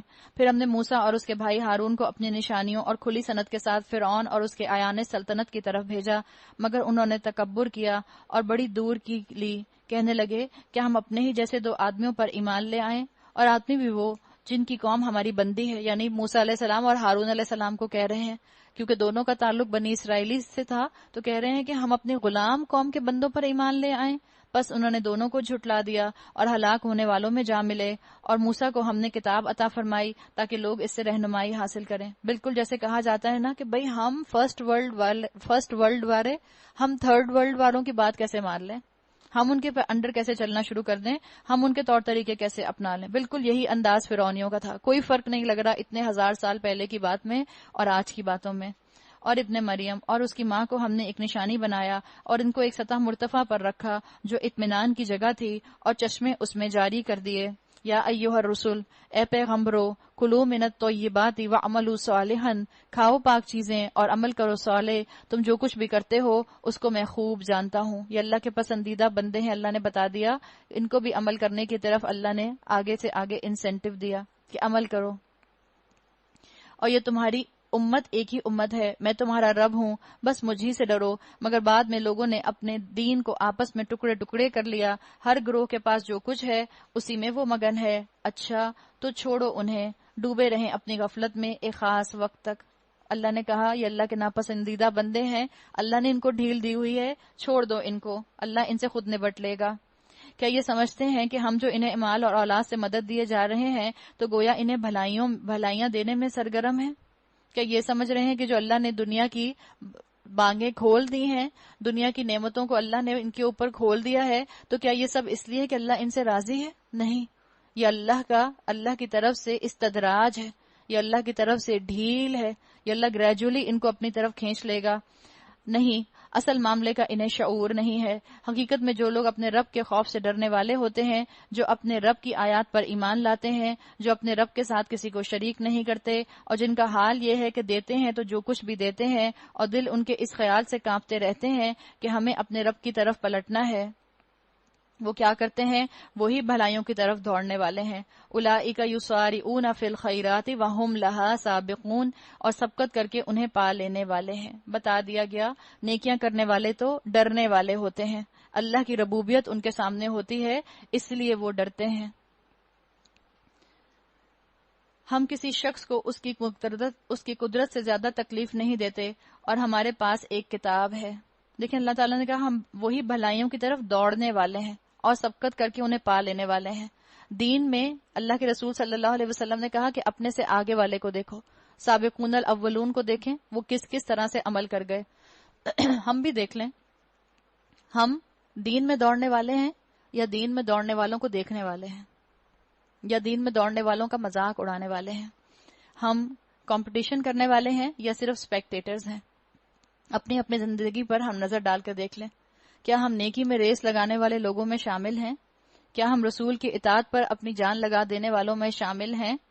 کیا میں اور آپ اس اولمپک کے ایتھلیٹ کی طرح ہیں جو محنت کرتا ہے، ورک آؤٹ کرتا ہے اور پھر ریس کو جیت جاتا ہے، یا صرف اس تماشائی کی طرح ہیں جو بیٹھ کر صرف تالیاں بجاتا رہتا ہے یا وسلنگ کرتا رہتا ہے؟ چوائس میرے اور آپ کے پاس ہے، تماشائی بننا ہے یا کمپٹیشن کے اندر آپ کو اور مجھے آنا ہے. ہمارے پاس ایک کتاب ہے جو ہر ایک کا حال ٹھیک ٹھیک بتا دینے والی ہے. لوگوں پر ظلم بہرحال نہیں کیا جائے گا، مگر یہ لوگ اس معاملے سے بے خبر ہیں، اور ان کے اعمال بھی اس طریقے سے جس کا اوپر ذکر کیا گیا ہے مختلف ہیں. وہ اپنے یہ کرتوت کیے چلے جائیں گے حتی اذا اخذنا مترفیہم، یہاں تک کہ جب ہم ان کے عیاشوں کو عذاب میں پکڑ لیں گے. کون عیاش ہیں؟ یہ جنہوں نے نیکی چھوڑ کر گناہ میں وقت گزارا، وہی جن کو وکٹری سٹینڈ پر کھڑے ہونے کا اللہ کے ہاں کوئی شوق نہیں تھا، دنیا میں وکٹری سٹینڈ پر کھڑا ہونے کا شوق تھا. یاد رکھیں دنیا میں کوئی مقابلہ ہوتا ہے تو وکٹری سٹینڈ پر فرسٹ پوزیشن پر تو ایک ہی کھڑا ہوتا ہے. اللہ کے ہاں سب وکٹری سٹینڈ پر فرسٹ پوزیشن پر کھڑے ہو سکتے ہیں، عمل کرنے کی ضرورت ہے. اللہ نے کہا کہ ہم نے ان کے عیاشوں کو عذاب میں پکڑ لیں گے تو پھر وہ ڈکرانا شروع کریں گے، ان کو پھر ڈانٹا جائے گا. لا تجأروا اليوم، اب بند کرو اپنی فریادیں، ہماری طرف سے اب کوئی تمہیں مدد نہیں ملنی. یہ میری آیات سنائی جاتی تھیں تم کو، رسول کی آواز سنتے ہی تم الٹے پاؤں بھاگ نکلتے تھے اپنے گھمنڈ میں، اور اس کو خاطر میں نہ لاتے تھے. اپنے چوپالوں میں اس پر باتیں چھانٹتے اور غلط باتیں کیا کرتے تھے. اللہ کی آیات سن کر رونے کی بجائے ہنستے تھے، اپنی انا میں ڈوبے رہتے تھے، فحش باتیں کرتے تھے. بتا لیا گیا دنیا میں تمہیں اپنی عزت اس بات میں لگتی تھی کہ اللہ کے دین سے دور رہو، تو بتا دیا ہر آتھر تمہیں پسند آیا، قرآن پسند نہ آیا. ہر آتھر کی کتاب تم نے پڑھ لی، قرآن تم نے پڑھنے کی اپنی زندگی میں سے وقت نہ نکالا. ہر بک کا تم نے ریویو پڑھ لیا، لیکن قرآن کا ریویو پڑھتے ہوئے تمہیں دکھ ہونے لگ گیا اور تمہیں مشکل ہونے لگ گئی اور تمہارے وقت میں کمی ہونے لگ گئی. بکس کے اوپر سمری لکھنے لگ گئے، نہیں سمجھ سکے تو قرآن کی سمری نہیں سمجھ سکے. ہر چیز میں انٹرٹینمنٹ ڈھونڈ لی لیکن قرآن کے لیے ہی تم نے اپنا وقت جو تھا وہ نہ نکالا. بتا دیا گیا. تو کیا ان لوگوں نے کبھی اس کلام پر غور نہیں کیا؟ یا وہ کوئی ایسی بات لایا ہے جو کبھی ان کے اسلاف کے پاس نہ آئی تھی، یا یہ اپنے رسول سے کبھی کے واقف نہ تھے کہ انجانا آدمی ہونے کے باعث اس سے بدکتے، یا یہ اس بات کے قائل ہیں کہ وہ مجنوں ہے. تو ذرا دیکھ لو، اللہ نے ان کی طرف اشارہ کر کے کہا یہ بتاؤ کہ مجنوں ایسا ہوتا ہے؟ کیا پاگلوں کے کردار اتنے اعلیٰ ہوتے ہیں؟ کیا پاگل اپنے ذہن کو اتنی اچھی طرح سے استعمال کرتے ہیں؟ ذرا چیک تو کرو. پاگل کس کو تم کہہ رہے ہو؟ تم پاگل ہو، تم مجنوں ہو، یا جس کو تم مجنوں کہہ رہے ہو وہ مجنوں ہے؟ نہیں، بلکہ وہ حق لایا ہے. اور مسئلہ کیا ہے؟ اور حق ہی ان کی اکثریت کو ناگوار ہے. یہ ہے مسئلہ. وہ تو حق لے کر آئے اللہ کا رسول، لیکن میجورٹی نے انکار ہی کیا، اس لیے کہ میجورٹی کو لگتا تھا کہ میجورٹی از اتھارٹی. جب میجورٹی اللہ کے رسول کو ڈینائی کر رہی ہے تو ان سب نے ایک دوسرے کی دیکھا دیکھی شیپ مینٹیلٹی میں اللہ کے رسول کو ڈینائی کر دیا. اور حق اگر کہیں ان کی خواہشات کے پیچھے چلتا تو زمین اور آسمان طرح سے استعمال کرتے ہیں. ذرا چیک تو کرو. پاگل کس کو تم کہہ رہے ہو؟ تم پاگل ہو، تم مجنوں ہو، یا جس کو تم مجنوں کہہ رہے ہو وہ مجنوں ہے. نہیں، بلکہ وہ حق لایا ہے. اور مسئلہ کیا ہے؟ اور حق ہی ان کی اکثریت کو ناگوار ہے. یہ ہے مسئلہ. وہ تو حق لے کر آئے اللہ کا رسول، لیکن میجورٹی نے انکار ہی کیا، اس لیے کہ میجورٹی کو لگتا تھا کہ میجورٹی از اتھارٹی. جب میجورٹی اللہ کے رسول کو ڈینائی کر رہی ہے تو ان سب نے ایک دوسرے کی دیکھا دیکھی شیپ مینٹیلٹی میں اللہ کے رسول کو ڈینائی کر دیا. اور حق اگر کہیں ان کی خواہشات کے پیچھے چلتا تو زمین اور آسمان اور ان کی ساری آبادی کا نظام درہم بھرم ہو جاتا. نہیں، ہم ان کا اپنا ہی ذکر ان کے پاس لائے ہیں. فہم ان ذکرہم معرضون، اور وہ کیا کر رہے ہیں؟ وہ اپنے ذکر سے ہی منہ موڑ رہے ہیں. ہم پیچھے سورہ انبیاء میں پڑھ آئے ہیں فیہ ذکرکم. کون اپنی قیمتی چیز کی قدر کرتا ہے؟ جو پاگل ہوتا ہے وہ، یا جو پاگل نہیں ہوتا؟ اللہ تعالیٰ نے تو یہاں بار بار ایک طرح سے سوال کیا ہے. کیا تو ان سے کچھ ٹیکس مانگ رہا ہے؟ تیرے لیے تو تیرے رب کا دیا ہی بہتر ہے اور وہ بہترین رازق ہے. تو ان کو سیدھے راستے کی طرف بلا رہا ہے، مگر جو لوگ آخرت کو نہیں مانتے وہ راہ راست سے ہٹ کر چلنا چاہتے ہیں. اگر ہم ان پر رحم کریں اور وہ تکلیف جس میں یہ آج کل مبتلا ہیں دور کر دیں تو یہ اپنی سرکشی میں بالکل ہی بہک جائیں گے. ان کا حال تو یہ ہے کہ ہم نے انہیں تکلیف میں مبتلا کیا، پھر بھی یہ اپنے رب کے آگے نہ جھکے اور نہ عاجزی اختیار کی. البتہ جب نوبت یہاں تک پہنچ جائے گی کہ ہم ان پر سخت عذاب کا دروازہ کھول دیں گے تو یکایک تم دیکھو گے کہ اس حالت میں یہ ہر خیر سے مایوس ہو جاتے ہیں. اللہ کرے کہ ہم اللہ کے عذاب کے بغیر کتاب کو دیکھ کر ہی ہدایت حاصل کر لیں. 1400 سال پہلے آپ دیکھیں یہ احکامات ہیں. آج میں اور آپ بھی اس چیز کو دیکھ لیں کہ جب جب اللہ کے احکامات کو چھوڑا جاتا ہے، جب جب اللہ کی کتاب کا مذاق اڑایا جاتا ہے، اس جگہ پر امن نہیں آ سکتا. بتا دیا گیا. آج ہم اپنے شہر میں بھی دیکھ لیں کتنا ہمارے اوپر جو ہے کتنی طرح سے آزمائشیں آئی ہوئی ہیں. مہنگائی کا عذاب ہے، پریشانیوں کا عذاب ہے، ٹارگٹ کلنگ کا عذاب ہے، پانی کی شارٹیج کا عذاب ہے، خوف کا ایک ماحول ہے. یہ سب کیوں ہے؟ اس لیے کہ ہم نے اللہ کی کتاب کو نافذ نہیں کیا ہوا، نہ اپنے جسموں کے اوپر، نہ اپنے گھروں کے اوپر. اور جب گھروں میں نہیں ہوتا تو معاشرے میں نہیں ہوتا، اور جب معاشرے میں نہیں ہوتا تو ملکی لیول پر، اسٹیٹ لیول پر بھی نہیں نظر آتا. وَهُوَ الَّذِي أَنشَأَ لَكُمُ السَّمْعَ وَالْأَبْصَارَ وَالْأَفْئِدَةَ قَلِيلًا مَا تَشْكُرُونَ. وہ اللہ ہی تو ہے جس نے تمہیں سننے اور دیکھنے کی قوتیں دیں اور سوچنے کو دل دیے، مگر تم لوگ کم ہی شکر گزار ہوتے ہو. وہی ہے جس نے تمہیں زمین میں پھیلایا، اسی کی طرف تم سمیٹے جاؤ گے. وہی زندگی بخشتا ہے، وہی موت دیتا ہے. گردش لیل و نہار اسی کے قبضۂ قدرت میں ہے. کیا تمہاری سمجھ میں یہ بات نہیں آتی؟ کیوں نہیں سوچتے آؤٹ آف دا باکس؟ دنیا میں کوئی بھی انڈر امپلائی رہنا نہیں چاہتا. کیوں تمہاری عقل جو ہے وہ اللہ کے دین کو سمجھنے کے لیے استعمال نہیں ہوتی؟ کہاں گیا تمہارا گرے میٹر؟ مگر یہ لوگ وہی کچھ کہتے ہیں جو ان کے پیش رو کہہ چکے ہیں.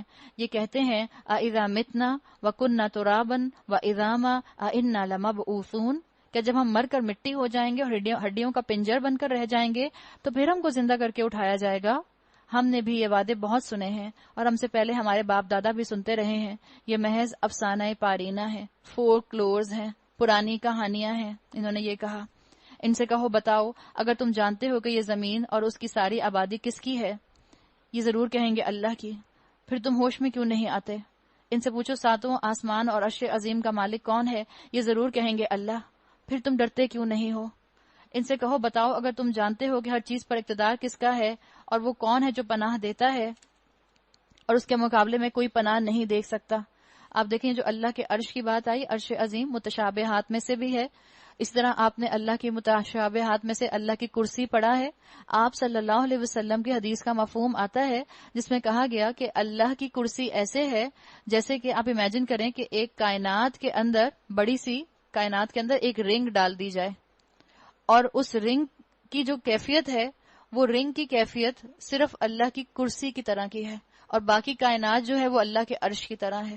تو متشابہات ہیں. اللہ نے کہا کہ اس کی فکر میں نہ پڑو، آیات محکمات کی فکر میں پڑھو. اللہ کے رسول صلی اللہ علیہ وسلم جتنا بتا دیں اس کو ایز اٹ از لے لو، اور جو چیز سمجھ میں آئے اس کو سمجھ لو، جو نہ سمجھ آئے اس کو چھوڑ دو، اپنے عمل کی فکر کرو.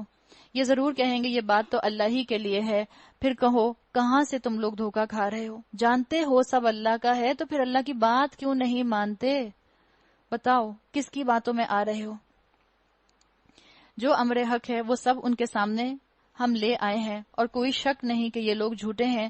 اللہ نے کسی کو اپنی اولاد نہیں بنایا اور کوئی دوسرا خدا اس کے سوا نہیں ہے. اگر ایسا ہوتا تو ہر خدا اپنی مخلوق کو لے کر الگ ہو جاتا اور پھر وہ ایک دوسرے پر چڑھ دوڑتے. پاک ہے اللہ ان باتوں سے جو یہ لوگ بناتے ہیں، کھلے اور چھپے کا جاننے والا. وہ بالا تر ہے اس شرک سے جو یہ لوگ تجویز کر رہے ہیں. اے نبی صلی اللہ علیہ وسلم پر دعا کرو کہ پروردگار جس عذاب کی ان کو دھمکی دی جا رہی ہے وہ اگر میری موجودگی میں تو لائے تو اے میرے رب مجھے ان ظالم لوگوں میں شامل نہ کیجیے گا. اور حقیقت یہ ہے کہ ہم تمہاری آنکھوں کے سامنے ہی وہ چیز لے آنے کی پوری قدرت رکھتے ہیں جس کی دھمکی ہم انہیں دے رہے ہیں. اللہ نے کیا کہا؟ اے نبی صلی اللہ علیہ وسلم ادفع باللتی ہی احسن السیئہ، برائی کو اس طریقے سے دفع کرو جو بہترین ہو. جو کچھ باتیں وہ تم پر بناتے ہیں وہ ہمیں خوب معلوم ہے. بتا دیا گیا رسول اللہ صلی اللہ علیہ وسلم کو کہ اگر یہ آپ کو ساحر کہتے ہیں آپ صبر کریں. انسان اپنی انرجی کو اپنے آپ کو سچا ثابت کرنے میں نہ لگائے. آپ کبھی بھی کوئی آپ کو غلط ثابت کرنے کی کوشش کر رہا ہے اس وقت اپنے آپ کو جسٹیفائی کرنے کی کوشش نہ کریں، اس لیے کہ سمجھ لیں اس انسان کے ذہن کا شٹر بند ہے. وہ آپ کی بات ایک کان سے سنے گا دوسرے کان سے نکال دے گا. کسی اور موقع پر ہو سکتا ہے آپ کو لاجک سے بات کرنے کا موقع مل جائے تو اس فکر میں نہ پڑیں کون سچا ہے. بہتر ہے کہ ایسے موقع پر جب سامنے والا سننے کو تیار نہ ہو آپ بحث بند کر دیں. اللہ کے رسول صلی اللہ علیہ وسلم کو بھی یہ چیز بتائی گئی کہ اس ٹول کو تھامے رہیں، صبر کے اور اعلیٰ اخلاقی کے ٹول کو. دین کا کام کرنے والوں کے لیے یہ چیز بہت ضروری ہے کہ اعلیٰ کلام کے ساتھ خود کو ریپرزینٹ کریں، نرم کال کے ساتھ خود کو ریپرزینٹ کریں. اور اگر وہ بدسلوکی کے ساتھ ایسا کریں گے تو کیا ہوگا؟ لوگ دین سے دور ہو جائیں گے. نقصان کیا ہوگا؟ ایک انسان سے دور نہیں ہوں گے، ایک دین سے دور ہو جائیں گے اور پھر لمبا نقصان اس کا اٹھائیں گے. تو اللہ کے رسول کے ذریعے آپ کو اور مجھے بھی بتا دیا گیا کہ ہر برائی کو بھلائی سے دور کرو اور دعا کرو پروردگار ربی اعوذ بک من ہمزات الشیاطین، میں شیاطین کی اکساہٹوں سے تیری پناہ مانگتا ہوں. بلکہ اے میرے رب واعوذ بک ربی ان یحضرون، میں تو اس سے بھی تیری پناہ مانگتا ہوں کہ وہ میرے پاس آئیں. شیطان پرووک کرتا ہے، ذہن کو کہیں سے کہیں لے جاتا ہے، غلط خیالات دماغ میں ڈالتا ہے. تو بتا دیا گیا کہ شیطان سے پناہ مانگ لو. جب قرآن پڑھنے بیٹھیں فاستعذ باللہ، اللہ کی پناہ میں آ جائیں. اعوذ باللہ من الشیطان الرجیم اس لیے ہم پڑھتے ہیں. شیطان کیا کرتا ہے؟ اللہ کی بات کو پیچھے کر دیتا ہے اور اپنی بات کو آگے کرواتا ہے. دین کی بات کو پیچھے کر دیتا ہے اور اپنے دھوکوں کو، اپنے وسوسوں کو سامنے لے آتا ہے. یہ لوگ اپنی کرنی سے باز نہ آئیں گے یہاں تک کہ جب ان میں سے کسی کی موت آ جائے گی تو کہنا شروع کرے گا اے میرے رب مجھے اسی دنیا میں واپس بھیج دیجئے جو میں چھوڑ آیا ہوں. امید ہے کہ اب میں نیک عمل کروں گا. اب واپس کیوں جانا چاہتا ہے؟ نیکیاں کرنا چاہتا ہے، توبہ کرنا چاہتا ہے. اور جواب کیا آئے گا؟ ہرگز نہیں، یہ تو بس ایک بات ہے جو وہ کہہ رہے ہیں. اب ان سب مرنے والوں کے پیچھے ایک برزخ حائل ہے دوسری زندگی کے دن تک. یعنی بتا دیا اللہ تعالیٰ نے کہ یہ کہہ رہے ہیں کہ واپس جا کے نیکیاں کریں گے، ان کو دوبارہ زندگی دی جائے گی، یہ دوبارہ انہی گناہوں میں انوالو ہو جائیں گے. تو دنیا سے چلے جانے والا دوبارہ دنیا میں نہیں آ سکتا. ہم جانتے ہیں کہ ایک پردہ ہے، الا یہ کہ اللہ اپنے خاص بندوں کو اپنے علم میں سے کچھ نواز دے. اللہ نے کہہ دیا ان کے پیچھے ایک برزخ حائل ہے. پھر جو ہی کہ سور پھونک دیا گیا ان کے درمیان پھر کوئی رشتہ نہ رہے گا اور نہ وہ ایک دوسرے کو پوچھیں گے. آپ کہتے ہیں نا اردو میں انتقال ہو گیا. انتقال کا مطلب کیا ہوتا ہے؟ آپ ایک جگہ سے دوسری جگہ ٹرانسفر ہو گئے. تو زندگی سے برزخ میں ہم ٹرانسفر ہوتے ہیں. برزخ سے ہم آخرت میں ٹرانسفر ہوں گے اور پھر آخرت کے بعد ہمیں جنت یا دوزخ میں کہیں ٹرانسفر کر دیا جائے گا. یاد رکھیں اسکالرز کہتے ہیں جو روح ایک دفعہ بن گئی وہ روح پھر کبھی مرتی نہیں ہے. آپ دیکھیں جو روحیں عہد الست میں بنی تھی جتنے انسانوں نے اس دنیا میں آنا تھا وہ روحیں اس وقت سے قائم ہیں. جب ہم مر جائیں گے تو بھی ہماری روح یا علیین میں ہوگی یا سجین میں ہوگی. جب عالم حشر قائم ہوگا تو ہماری روحوں کا حساب کتاب ہوگا. جب اللہ تعالیٰ جنت والوں کو جنت میں اور دوزخ والوں کو دوزخ میں ڈال دے گا تو روحوں کو وہیں ڈال دیا جائے گا. اور جہنم میں موت نہیں ہے, جنت میں موت نہیں ہے. تو جو روح ایک دفعہ بن گئی وہ بن گئی. اس وقت جن کے پلڑے بھاری ہوں گے وہی فلاح پائیں گے, جن کے پلڑے ہلکے ہوں گے وہی لوگ ہوں گے جنہوں نے اپنے آپ کو گھاٹے میں ڈال لیا اور وہ جہنم میں ہمیشہ رہیں گے. تلفح وجوہہم النار وہم فیہا کالحون, آگ ان کے چہروں کی کھال چاٹ جائے گی اور ان کے جبڑے باہر نکل آئیں گے. آپ نے کبھی اسکل دیکھا ہے؟ اسکل دیکھیں, ایسے نہیں لگتا ہنس رہا ہے, سارے دانت اس کے جو ہیں وہ جوس بالکل ساتھ لگے ہوئے ہوتے ہیں. تو چہرے کی بات اللہ تعالیٰ نے یہاں پر کی, اس لیے کہ انسان کے چہرے کے اوپر سارے جذبات ہوتے ہیں. اسلام کی بات جب دنیا میں سنتا تھا تو جو چہرے کے اوپر نفرت آتی تھی اس چہرے کے اوپر ہی تو سارا اظہار کرتا تھا نا. تو اللہ تعالیٰ نے اسی چہرے کے لیے کہا کہ اس چہرے کو جہنم کی آگ جو ہے وہ چاٹ جائے گی. اسی چہرے سے رب کی باتوں کا انکار کیا تھا, اسی چہرے سے رب کی آیات کو جھٹلایا تھا. جن رب کی باتوں کو سن کر بڑی ہنسی آتی تھی, دین کی بات ہنسی مذاق لگتی تھی, اب وہی ہنسی ان کے لیے عذاب بن جائے گی. اور کیسے عذاب بنے گی؟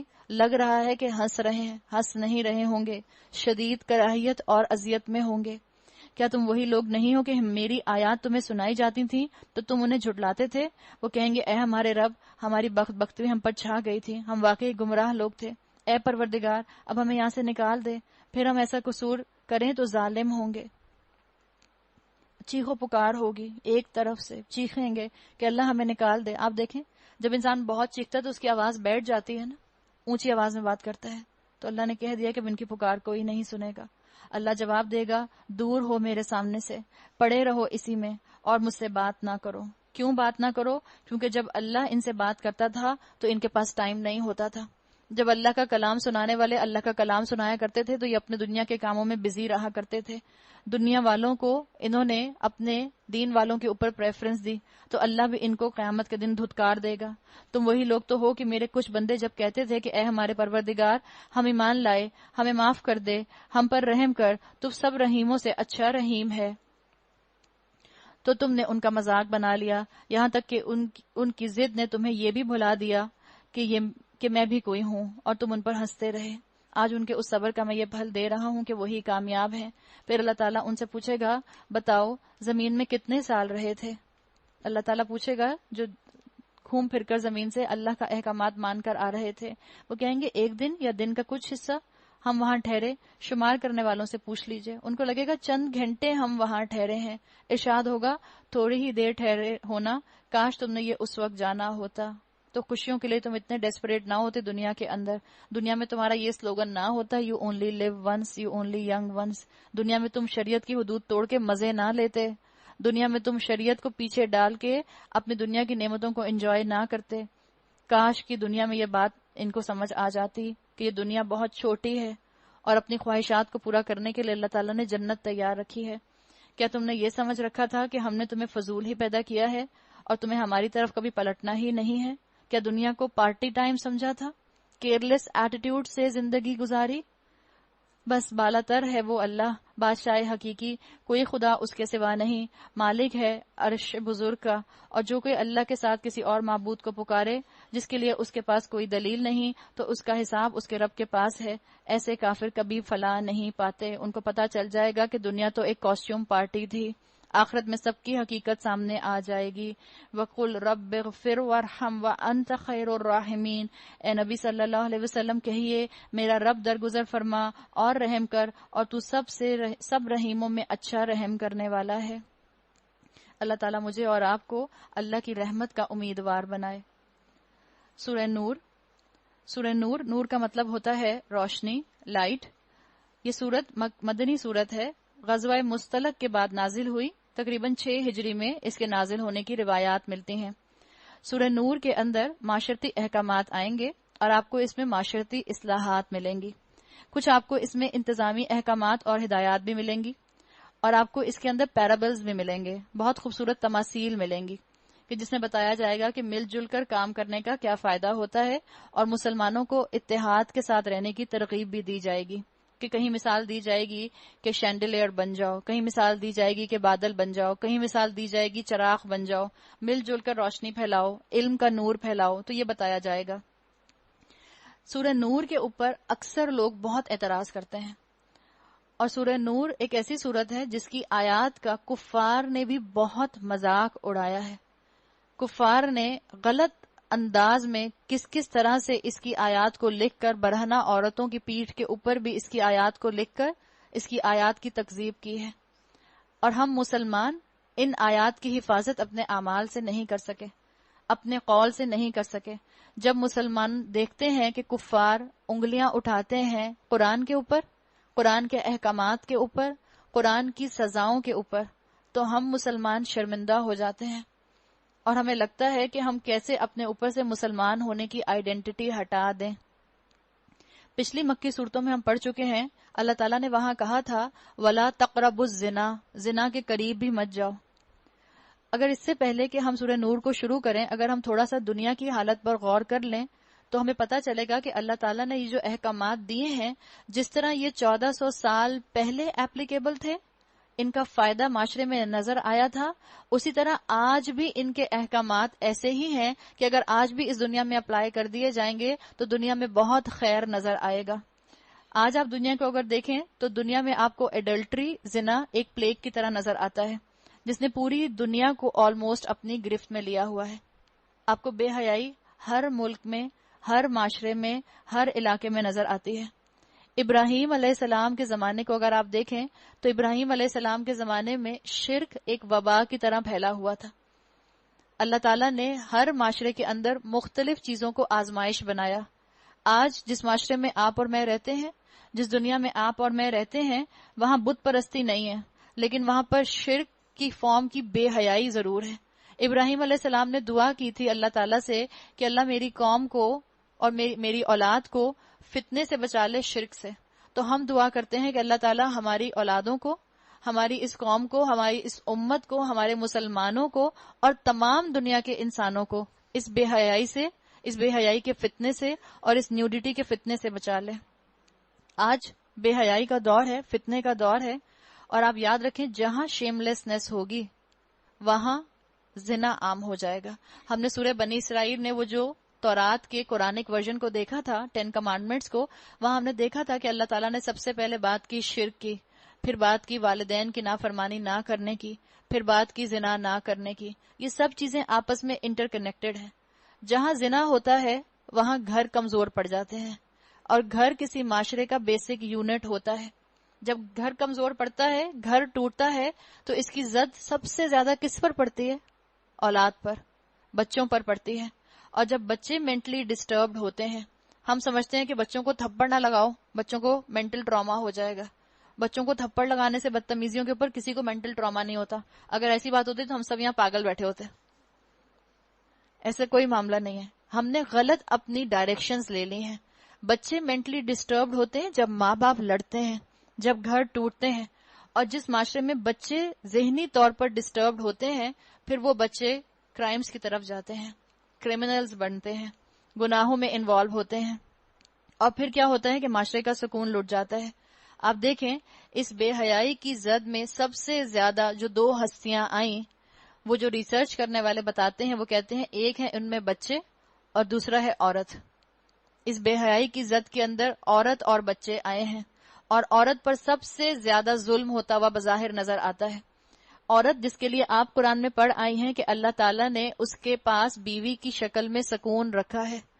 جو عورت پرسکون ہے ہی نہیں، وہ اپنے شوہر کو کیسے سکون دے سکتی ہے؟ بازار سے کوئی بھی کیا سکون خرید کر لا سکتا ہے؟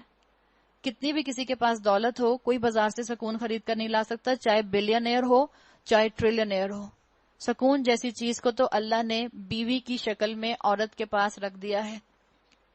اگر عورت بے سکون ہے، اگر عورت سکون سے آ رہی ہے، اگر عورت جو ہے وہ پٹ رہی ہے، اگر عورت کو مار پڑ رہی ہے، اگر عورت کے ساتھ جو ہے انارکی والا معاملہ ہے، تو معاشرے میں ہو سکتا ہے کہ پراسپیرٹی آ جائے، پیس نہیں آ سکتا۔ ہم پیس اینڈ پراسپیرٹی پولیٹیکل سائنس کا لا پڑھتے ہیں. ہو سکتا ہے جس معاشرے کے اندر عورت پس رہی ہو وہاں پر آپ کو پراسپیرٹی نظر آ جائے, اور آتی بھی ہے ہمیں نظر, لیکن امن نہیں ہو سکتا. آج اگر آپ یونائٹڈ اسٹیٹس کو دیکھیں تو ہر 2 منٹ کے اندر ایک سیکشل اسالٹ ہوتا ہے. یونائٹڈ اسٹیٹ جس کے لیے ہم سب کی جان بہت قربان ہوتی ہے, اگر کوئی آپ سے کہے کہ آپ جو ہیں یہ کام کر لیں آپ کو امریکہ کا سٹیزن شپ مل جائے گی. پھر دیکھیں اگر ہم کہیں کہ جو ہمارا کورس کرے گا ہم اس کو امریکہ کی سٹیزن شپ دیں گے, پھر دیکھیں ہماری تو بلڈنگ میں جگہ ہی نہ رہے. ایسی کلاس کے اندر ٹھٹ کے ٹھٹ آئیں گے کہ لوگ جو ہیں وہ بھر جائیں گے کہ بس ہمیں اس سال ہی کورس کرنا ہے, ہمیں تو بس اسی سال کورس کر کے جانا ہے. تو رپورٹس کے مطابق, ڈیموگرافک فگرز کے مطابق امریکہ کے اندر ہر 10 میں سے 6 عورتیں جو ہیں وہ ریپ ہوتی ہیں. ہر 10 میں سے 6. 9 آؤٹ آف 10 ریپ وکٹمز, ہر 10 میں سے 6 نہیں, 9 out of 10 rape victims are female. اس لیے آپ کو پتا ہوگا کہ مرد بھی ریپ ہوتے ہیں لیکن کم ہوتے ہیں, لڑکے کم ریپ ہوتے ہیں. 10 میں سے 9 جو ہیں وہ عورتیں ریپ ہوتی ہیں. اور اس کی رپورٹ کے مطابق کیا ہے, ان میں سے تقریباً 80% of the rape assault victims are under the age of 30. 30 سال سے کم ہوتی ہیں, 30 سال سے کم عمر ہوتی ہیں. اور 46% بچے جو ہیں ریپ ہوتے ہیں. 46% بچے بھی ریپ ہو رہے ہیں. عورتیں تو کوئی بڑی چیز نہیں ہے, بچوں کو بھی نہیں چھوڑا. آپ پیڈوفیلیا سنتے رہتے ہوں گے, آپ سب کو معلوم ہوگا یہ وبا جو آپ کو دنیا کے اندر نظر آتی ہے. اور کیا وبا پھیلی ہے, اگر آپ پیڈوفیلیا کے اوپر آرٹیکلز پڑھیں تو وہ بتاتے ہیں کہ اب پیڈوفیلیا کے اندر انوالو رہنے والے لوگوں کو 8 یا 9 سال کے بچے اچھے نہیں لگتے. وہ کہتے ہیں چھوٹا بچہ 5 سال کا, 4 سال کا, 3 سال کا. اور باقاعدہ یہ سیکشول ٹورزم کروایا جاتا ہے. بچوں کو پبلک پارکس میں کھیلتے ہوئے دکھایا جاتا ہے. وہاں پر جو کسٹمر ہوتا ہے وہ یا تو پبلک پارک میں یا البمز کے ذریعے بچوں کو سلیکٹ کرتے ہیں. اور گاہک کہاں سے آتے ہیں, کسٹمر کہاں سے آتے ہیں, امریکہ سے, انگلینڈ سے, جرمنی سے. وہ جہاں پر عورتیں کھلی ہوئی ہیں بالکل ویسے جیسے کسائی کی دکان پر گوشت کھلا ہوا ہوتا ہے. ایسی جگہوں سے, ایسے ملکوں سے لوگ آ کے بچوں کو لے جاتے ہیں اور ان کو اپنے سیکشول ارج کا نشانہ بناتے ہیں, پیڈوفیلیا میں انوالو ہوتے ہیں. کیوں؟ عورتوں سے دل بھر گیا ہے ان کا. اب ان کو چینج آف ٹیسٹ چاہیے. جس چیز کے اندر انہوں نے بہت اپنے ہاتھ صاف کر لیے اب ان کو آگے بڑھنا ہے. اور یہ انسان کی فطرت ہے. جو چیز ایزیلی اویلیبل ہوتی ہے انسان اس کے اندر جلدی جو ہے معاملہ اپنا جو ہے صحیح نہیں رکھتا. انسان کہتا ہے نہیں اس چیز کی طرف جاؤ جو مشکل سے ملے گی. تو کیا کہتے ہیں, ہمیں بچے اور چاہیے. اور 46% بچے جو ریپ ہوتے ہیں اس میں بھی وہ کہتے ہیں کہ زیادہ تر فیملی ممبرز جو ہیں وہ بچوں کو ریپ کرتے ہیں. آپ پاکستان کے اندر نہیں کیا جانتی انسیسٹ کے ریٹ کتنی تیزی سے بڑھتا جا رہا ہے. ریپ تو ایک طرف چلا گیا, انسیسٹ کتنی تیزی سے پاکستان میں بڑھ رہا ہے. اور یہ ایک جھلک ہے جو آپ کے سامنے میں نے رکھی ہے. اتنی گندی باتیں ہیں کہ حقیقت ہے کہ کبھی کبھی قرآن کی کلاس میں دل کرتا نہیں ہے کہ آپ ان کو بیان کریں, لیکن حقیقت یہ ہے کہ اسلام کے اوپر اعتراض اتنے اٹھتے ہیں, اتنی انگلیاں اٹھائی جاتی ہیں کہ پھر دل کرتا ہے کہ یہ فیکٹس اینڈ فگرز جو ہیں کم سے کم ان کو تو ڈسکس کر لیا جائے. ورنہ فطرت کی بات یہی ہے کہ جو قوانین اسلام نے سورہ نور میں دیے ہیں اس کو ماننے میں کوئی مشکل نہیں ہونی چاہیے, انسان کو فوراً مان لینا چاہیے. لیکن ہمارا مسئلہ یہ ہے کہ کیونکہ ہم اتنے زیادہ بے حیائی میں انوالو ہیں تو ہمیں اپنے آپ کو ڈیفینسو وے میں لے جا کر ان قوانین کے خلاف آواز اٹھانی پڑتی ہے. 15 out of 16 rapist will never spend a day in jail. 16 میں سے 15 نے کبھی بھی جیل کی شکل تک نہیں دیکھی, ایک دن تک نہیں گزارا جو ریپ کرتے ہیں, یعنی سزا بھی نہیں ہوتی ان کو, اسکاٹ فری پھرتے ہیں. یہ دنیا کا حال ہے. اور آپ دیکھیں کہ مرد ریئرلی ہی ریپ ہوتے ہیں, عورتیں ریپ ہوتی ہیں یا بچے ریپ ہوتے ہیں. اگر آپ دنیا کے کرائمز کو دیکھیں تو دنیا کے کرائمز کو لا اینڈ کرائم کے انڈر 2 چیزوں میں ڈیوائڈ کیا جاتا ہے. وہ کہتے ہیں ایک سیکشل ریلیٹڈ کرائم ہوتے ہیں, سیکس ریلیٹڈ کرائم, اور ایک جو ہوتے ہیں وہ مرڈر ریلیٹڈ کرائم ہوتے ہیں. اور یہ واقعات آپ کو صرف پاکستان میں نہیں ملتے, یہ واقعات آپ کو فرسٹ ورلڈ میں بھی ملتے ہیں, یہ واقعات آپ کو سیکنڈ ورلڈ میں بھی ملتے ہیں. فرسٹ ورلڈ کے اندر بھی پلیگ کی طرح یہ چیزیں جو ہیں اپنی لپیٹ میں آ رہی ہیں. اور دنیا والے کوئی نظام آج تک نہیں بنا سکے جو عورت کو تحفظ دے دے, جو عورت کو آزادی دے دے, جو عورت کو عزت دے دے. جہاں آزادی ہے وہاں پر تحفظ نہیں ہے، اور جہاں تحفظ ہے وہاں آزادی نہیں ہے. آپ اپنے دونوں سسٹمز کو دیکھ لیں. اپنے انٹیریئر میں چلے جائیں تو وہاں عورت کو آزادی نہیں ہے، تحفظ چلے مل گیا. اور اگر آپ فرسٹ ورلڈ میں چلے جائیں تو وہاں پر کیا ہے؟ آزادی ہے، لیکن عزت اور تحفظ نہیں ہے، چھین لیا ہے اس سے. یاد رکھیں، میرے اور آپ کے لیے نہ افغانستان رول ماڈل ہے، نہ میرے اور آپ کے لیے امریکہ رول ماڈل ہے. میرے اور آپ کے لیے وہ معاشرہ رول ماڈل ہے جس کے اندر رسول اللہ صلی اللہ علیہ وسلم نے یہ احکامات امپلیمنٹ کر کے دکھائے تھے. اور مسلمانوں کی حکومت 800 سال تک رہی تھی. 800 سال تک. اگر مسلمان عورت پرسکون نہ ہوتی، پروٹیکٹڈ نہ ہوتی، آزاد نہ ہوتی، تو آپ بتائیں کہ کیسے مسلمانوں کے اندر اتنے بڑے بڑے اسکالر نکلتے. لوگ کہتے ہیں کہ ہر قوم کا کوئی ایک نہ ایک ہیرو ہوتا ہے. ہماری اسلامک ہسٹری کے لیے کہا جاتا ہے کہ it's a nation of heroes. پوری ہیروز کی فصل لگا دی ہے اسلام نے. تو جس طرح کے لوگوں کو پیدا کیا، کہاں سے آئے تھے وہ اسکالرس؟ کہاں سے آئے تھے وہ اساتذہ؟ کہاں سے آئے تھے وہ مجاہد؟ کہاں سے آئے تھے وہ فوجی؟ کیسے بن گئے تھے وہ مشائخ؟ ان ماؤں کی گودوں میں، جن ماؤں کی تربیت سے، ان ماؤں کے دودھ سے. اس لیے کہ وہ عورت پروٹیکٹڈ تھی، وہ عورت آزاد تھی، اس نے تربیت کی. اب جو عورت خود بے چین ہے، جو عورت خود عزت کی تلاش میں ہے، جو خود سیکشولی ہیرسمنٹ کا شکار ہے، جو خود مار کھاتی ہے، وہ کیسے بچے پالے گی؟ آپ خود دیکھ لیں. تو آپ دیکھیں، اگر سورہ نور کو ایک عورت، چاہے اس کا کسی بھی مذہب سے تعلق ہے، مسلمان تو دور کی بات ہو جاتی ہے، مسلمان کا تو ایمان پھر بہت آگے ہونا چاہیے، ایک عورت دنیا کی جس کا تعلق دنیا کے کسی بھی مذہب سے ہے، اگر وہ اپنی نیچر کی روشنی میں، فطرت کی روشنی میں ان قوانین کو پڑھے گی تو اس کو پتا چلے گا کہ اللہ تعالیٰ نے اس کے فائدے کے قوانین دیے ہیں، اسی کے حق کے اندر یہ قوانین دیے ہیں. اور اللہ تعالیٰ نے جو اسلامک ماڈل دیا ہے، اس کو ایک دفعہ قائم کر کے تو دیکھیں. کاریں بنانے کے لیے جاپنیز ماڈل استعمال کر لیں گے، کراکری بنانے کے لیے چائنیز ماڈل استعمال کر لیں گے، اور پتہ نہیں کون کون سا ماڈل ہم استعمال کر لیتے ہیں. اسلامک ماڈل کو ایک دفعہ استعمال کر کے تو دیکھیں، ٹرائی کر کے تو دیکھیں. اور کسی نے اتنی اچھی بات کہی، انہوں نے کہا کہ آپ پوری گورنمنٹ لیول پر اسلام کو چلیں، اسلامک لیول کو، اسلامک ماڈل کو نہ ٹرائی کریں. آپ صرف اور صرف ویمن رائٹ کے لیے اسلامک لیول کو، اسلامک ماڈل کو استعمال کر کے دیکھیں. آپ دیکھیں پھر دنیا کے اندر کتنی تیزی سے ریپ کم ہوتا ہے، سیکشل ہیرسمنٹ ختم ہوتی ہے، عورت کو آزادی ملتی ہے، عورت کو عزت ملتی ہے، اور عورت کو تحفظ ملتا ہے. آپ یہ بتائیں، کیا آج سے ہزاروں سال پہلے بھی اگر آپ دیکھ لیں اور چند 100 سال پہلے بھی دیکھ لیں تو کیا عورتیں کھیتوں میں کام نہیں کرتی تھیں؟ ہمیشہ سے عورتیں کھیتوں میں کام کرتی رہی ہیں، لیکن اس طرح سے تو عورتیں ریپ نہیں ہوتی تھی جس طرح سے آج ہونے لگ گئی ہیں. کیا گھروں میں نوکر پہلے نہیں ہوتے تھے؟ گھروں میں شروع سے نوکر ہوتے تھے، لیکن جس طرح آج گھروں کے نوکر اپنے بچوں کو، اس گھر کے بچوں کو فونڈل کرنے لگ گئے ہیں، پہلے کبھی کرتے تھے؟ اتنا تو خوف کبھی بھی نہیں تھا کہ ڈرائیور کے ساتھ اپنے بیٹوں کو نہیں بھیجنا، ڈرائیور کے ساتھ بیٹیوں کو نہ بھیجنا تو سمجھ آتا تھا.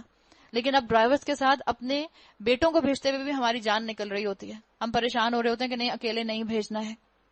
تو سوچیں کیا ہوا ہے اس معاشرے کو، کیا ہوا ہے اس دنیا کو، کیا قوانین ہے اس دنیا کے جس نے اتنی تباہی مچائی ہے. عورت اتنی انسیکیور کیوں ہے کہ وہ کہہ رہی ہے کہ مجھے عزت دی جائے اور مجھے جو ہے میرے لیے قوانین بنائے جائیں. اتنے قوانین بنانے والوں نے قوانین بنا لیے، لیکن عورت کو وہ تحفظ نہیں مل سکا جو ملنا چاہیے تھا. اور اب تو آپ دیکھیں، نامحرم عورتوں کے علاوہ اپنے گھر کی عورتوں پر بھی نظریں اٹھ رہی ہیں. آپ نے شاید پچھلے دنوں ایک واقعہ سنا ہوگا، پچھلے دنوں تو نہیں، شاید 2-3 سال پرانی ایک بات ہے جو خبر آئی تھی. اپنی ہی بیٹی سے 7 بچے، اور بیٹی کو بیسمنٹ میں بند کیا ہوا ہے. یہ ہوتا ہے دنیا کے اندر، اور یہ آپ کی اور میری دنیا میں ہو رہا ہے. ذرا نظر اٹھا کر دیکھیں. اور یہ کہاں ہو رہا ہے؟ جن کو میں اور آپ رول ماڈل بناتے ہیں، جہاں جانے کے لیے آپ اور میں بے چین رہتے ہیں، جہاں ویکیشنز گزارنے کے لیے اگر رمضان میں بھی ویزا مل جائے تو ہم روزے چھوڑ کر اپنی ویکیشنز منانے چلے جاتے ہیں. کیوں؟ بھئی ویزا ایکسپائر ہو جائے گا. یہ ہے ہمارے دلوں کی کیفیت کفار کے ساتھ. اور ان کے ماحول دیکھیں، اور ان کی لائلٹیز دیکھیں، اور ان کے دلوں کا گرج دیکھیں. پاکستان میں بھی ہوتا ہے، میں یہ نہیں کہہ رہی کہ پاکستان میں نہیں ہوتا، لیکن یہ دیکھیں کہ پاکستان کس کے لیے رول ماڈل ہے. ہم تو کسی کے لیے رول ماڈل ہی نہیں ہے. پاکستان کو کون رول ماڈل بناتا ہے؟ ایک تو ویسے ہی تھرڈ ورلڈ، اوپر سے جو ٹوٹا پھوٹا دین کا نام لگا ہوا ہے، تو پاکستان کو تو کوئی رول ماڈل بنانے کو تیار ہی نہیں ہے. اس لیے پاکستان کے فیکٹس اینڈ فگر سامنے لانے کی ضرورت نہیں ہے. بعض لوگ ناراض ہو جاتے ہیں کہ آپ امریکہ کی بات کیوں کرتے ہیں. اپنے ملک کی نشانیاں کیوں نہیں بتاتے؟ تو بات یہ ہے کہ ہم پاکستان جس کو لک اپ کرتے ہیں، جن کو ہم ایمینسیپیٹڈ سمجھتے ہیں، جن کو ہم لبرل سمجھتے ہیں، جن کو ہم براڈ مائنڈڈ سمجھتے ہیں، ذرا ان کی حقیقت کو بھی تو ہم دیکھ لیں.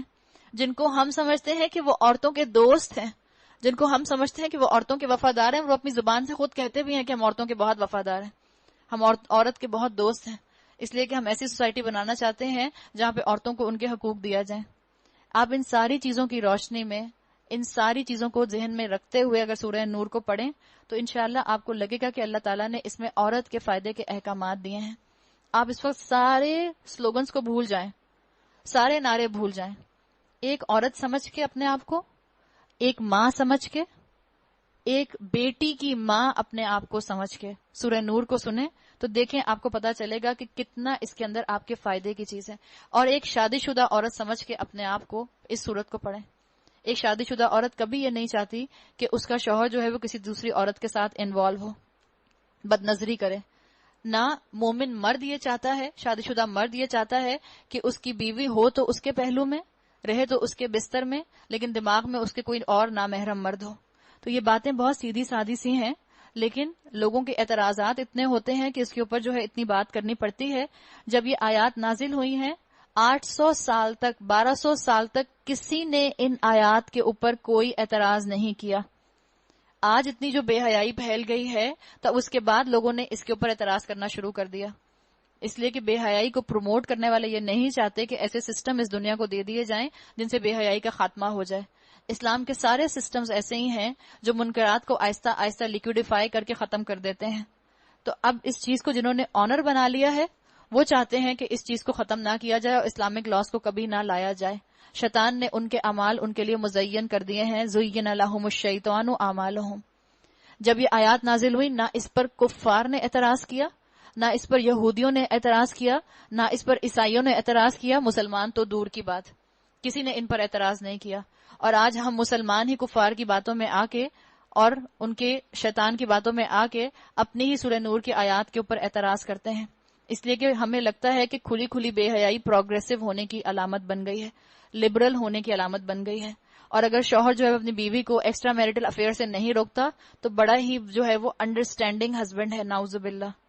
بڑا براڈ مائنڈڈ ہے میرا ہسبینڈ، یا بیوی کہے کہ میں بڑی براڈ مائنڈڈ ہوں، مجھے پتا ہے میری شوہر کی گرل فرینڈز ہیں. اللہ تعالیٰ نے جو قوانین دیے ہیں وہ مجھے اور آپ کو ہمارے فائدے ہی کے لیے دیے ہیں. اتنی تقریر کرنے کی ضرورت نہیں ہوتی سورہ نور کے اوپر، لیکن کیونکہ ڈیویشن اتنی زیادہ آ گئی ہے اس ڈیویشن کی وجہ سے ضروری ہے کہ ہمارے ذہن کھل جائیں جب ہم سورہ نور کو پڑھیں اور اس کی آیات کو سنیں. شروع ہوتی ہے بسم اللہ الرحمن الرحیم، سورۃ انزلناها وفرضناها وانزلنا فیها آیات بینات. اللہ تعالیٰ نے ایک غیر معمولی انداز میں اس سورت کو شروع کیا. اللہ نے کہا یہ ایک سورت ہے جس کو ہم نے نازل کیا ہے. یہ ہم کون ہے؟ انزلناہا میں رب العرش، اللہ رب العرش غیر معمولی انداز میں کہہ رہا ہے. وہی اللہ جس کے لیے بار بار کہا جاتا ہے فاتقونی، اللہ کہتا ہے میرا تقوی اختیار کرو. اسے ہم نے فرض کیا ہے اور اس میں ہم نے صاف صاف ہدایات نازل کر دی ہیں، اسلام کا سوشل سسٹم دے دیا ہے، بتا دیا ہے کہ یہ آیات ایبروگیٹڈ نہیں ہیں، یہ آیات جو ہیں یہ کام کرنے کی ہیں، چوائس نہیں ہے، فار آل ٹائمز آئی ہیں، اس کے احکامات فار آل ٹائمز ہیں، شاید کہ تم سبق حاصل کرو. اللہ تعالیٰ نے بتا دیا کہ اللہ نے تو تم کو احکامات دے دیے ہیں، اب تمہارا کام ہے کہ تم ان کو اپلائی کر کے ان سے سبق حاصل کرو اور ان سے فائدہ حاصل کرو. جتنی نماز اور روزے کی ڈیٹیل آپ کو نہیں ملے گی قرآن میں، جتنی بے حیائی کی پہچان شریعت نے آپ کو اور مجھے قرآن کے ذریعے اور رسول اللہ کی احادیث کے ذریعے کرا دی ہے. اس لیے کہ گراؤنڈ پریپیئر کی جاتی ہے کہ بے حیائی سے انسان دور رہتا ہے، اس کی عبادات درست رہتی ہیں، عبادات درست رہتی ہیں تو اس کا تزکیہ ہوتا ہے، تزکیہ ہوتا ہے تو اس میں تقوی آتا ہے، تقوی آتا ہے تو وہ اپنے آپ کو جنت کا اہل بنا سکتا ہے. تو یہ گراؤنڈ پریپیئر کی گئی ہے، پری ریکوزٹ دے دیے گئے ہیں. یہ کہہ دیا کہ احکامات سننے سے پہلے فتویٰ مت دے دینا، حکمت کے ساتھ ٹھنڈے مزاج سے ان احکامات کو سننا، ہائپر ہوئے بغیر. زانیہ عورت اور زانی مرد دونوں میں سے ہر ایک کو 100 کوڑے مارو. اور زانی عورت اور زانی مرد، اس کے اندر دیکھ لیں کون آ جائے گا، جس نے شادی شدہ ہونے کے بعد زنا کیا یا شادی شدہ ہونے سے پہلے زنا کیا. شادی شدہ ہونے کے بعد کسی نے زنا کیا تو تورات کے حکم کو قرآن نے سٹیبل رکھا ہے، رجم کی سزا ہے، سٹوننگ ٹو ڈیتھ. ان پر طرز کھانے کا جذبہ اللہ کے دین کے معاملے میں تم کو دامن گیر نہ ہو. اللہ کا دین کا مطلب یہاں پر کیا ہے؟ اللہ کا قانون. یعنی تمہارے اندر ایسا نہ ہو کہ تمہارے دل میں محبت آ جائے. یہ انسانوں کا معاملہ ہے. پولیٹیکل سائنس میں وہ کہتے ہیں کہ انسانوں کا یہ معاملہ ہے کہ انسان جب کسی کو محبت کرتے ہوئے دیکھتا ہے تو اسے محبت کرنے لگ جاتا ہے. تو تمہارے اندر یہ جذبہ نہ آئے کہ دو محبت کرنے والے ہیں تو ان کے ساتھ ذرا آہستہ معاملہ کرو، ہلکا معاملہ کرو. محبت اور ہمدردی کا ایلیمنٹ نہ آئے جو تمہیں سزا دینے سے روک دے. اللہ نے منع کر دیا کہ اللہ کے قانون میں نرمی نہ کرنا. اور اگر تم اللہ اور روز آخر پر ایمان رکھتے ہو اور ان کو سزا دیتے وقت اہل ایمان کا ایک گروہ موجود رہے. کیوں موجود رہے؟ عبرت کے لیے موجود رہے. اللہ نے کہا عبرت ایک کی سزا ملے گی، 1000 کو عبرت ہوگی. ایک سزا پائے گا، 2000 اپنے عمل کو درست کر لیں گے. کیوں موجود رہے؟ یہ نہیں کہا کہ بی بی سی اور CNN کو بلا لو، کہا مومنوں کا گروپ ایک موجود رہے. اور بالکل اسی طرح موجود رہے تاکہ عبرت کے لیے وہ آگے اس خبر کو پہنچا دیں کہ جو یہ کام کرے گا اس کو سزا ملے گی. آپ دیکھیں جیسے کسی چیز سے اگر روکنا ہو، مثال کے طور پہ ایڈز ہے، اگر ایڈز سے معاشرے کو روکنا ہو تو کیا ایڈز کے بارے میں یہ بتایا جاتا ہے کہ کس طرح سے ایڈز ہو جاتی ہے، یا اس کے آفٹر ایفیکٹس بتائے جاتے ہیں کہ دیکھیں ایڈز کا اینڈ ریزلٹ یہ نکلتا ہے؟ اینڈ ریزلٹ بتایا جاتا ہے نا.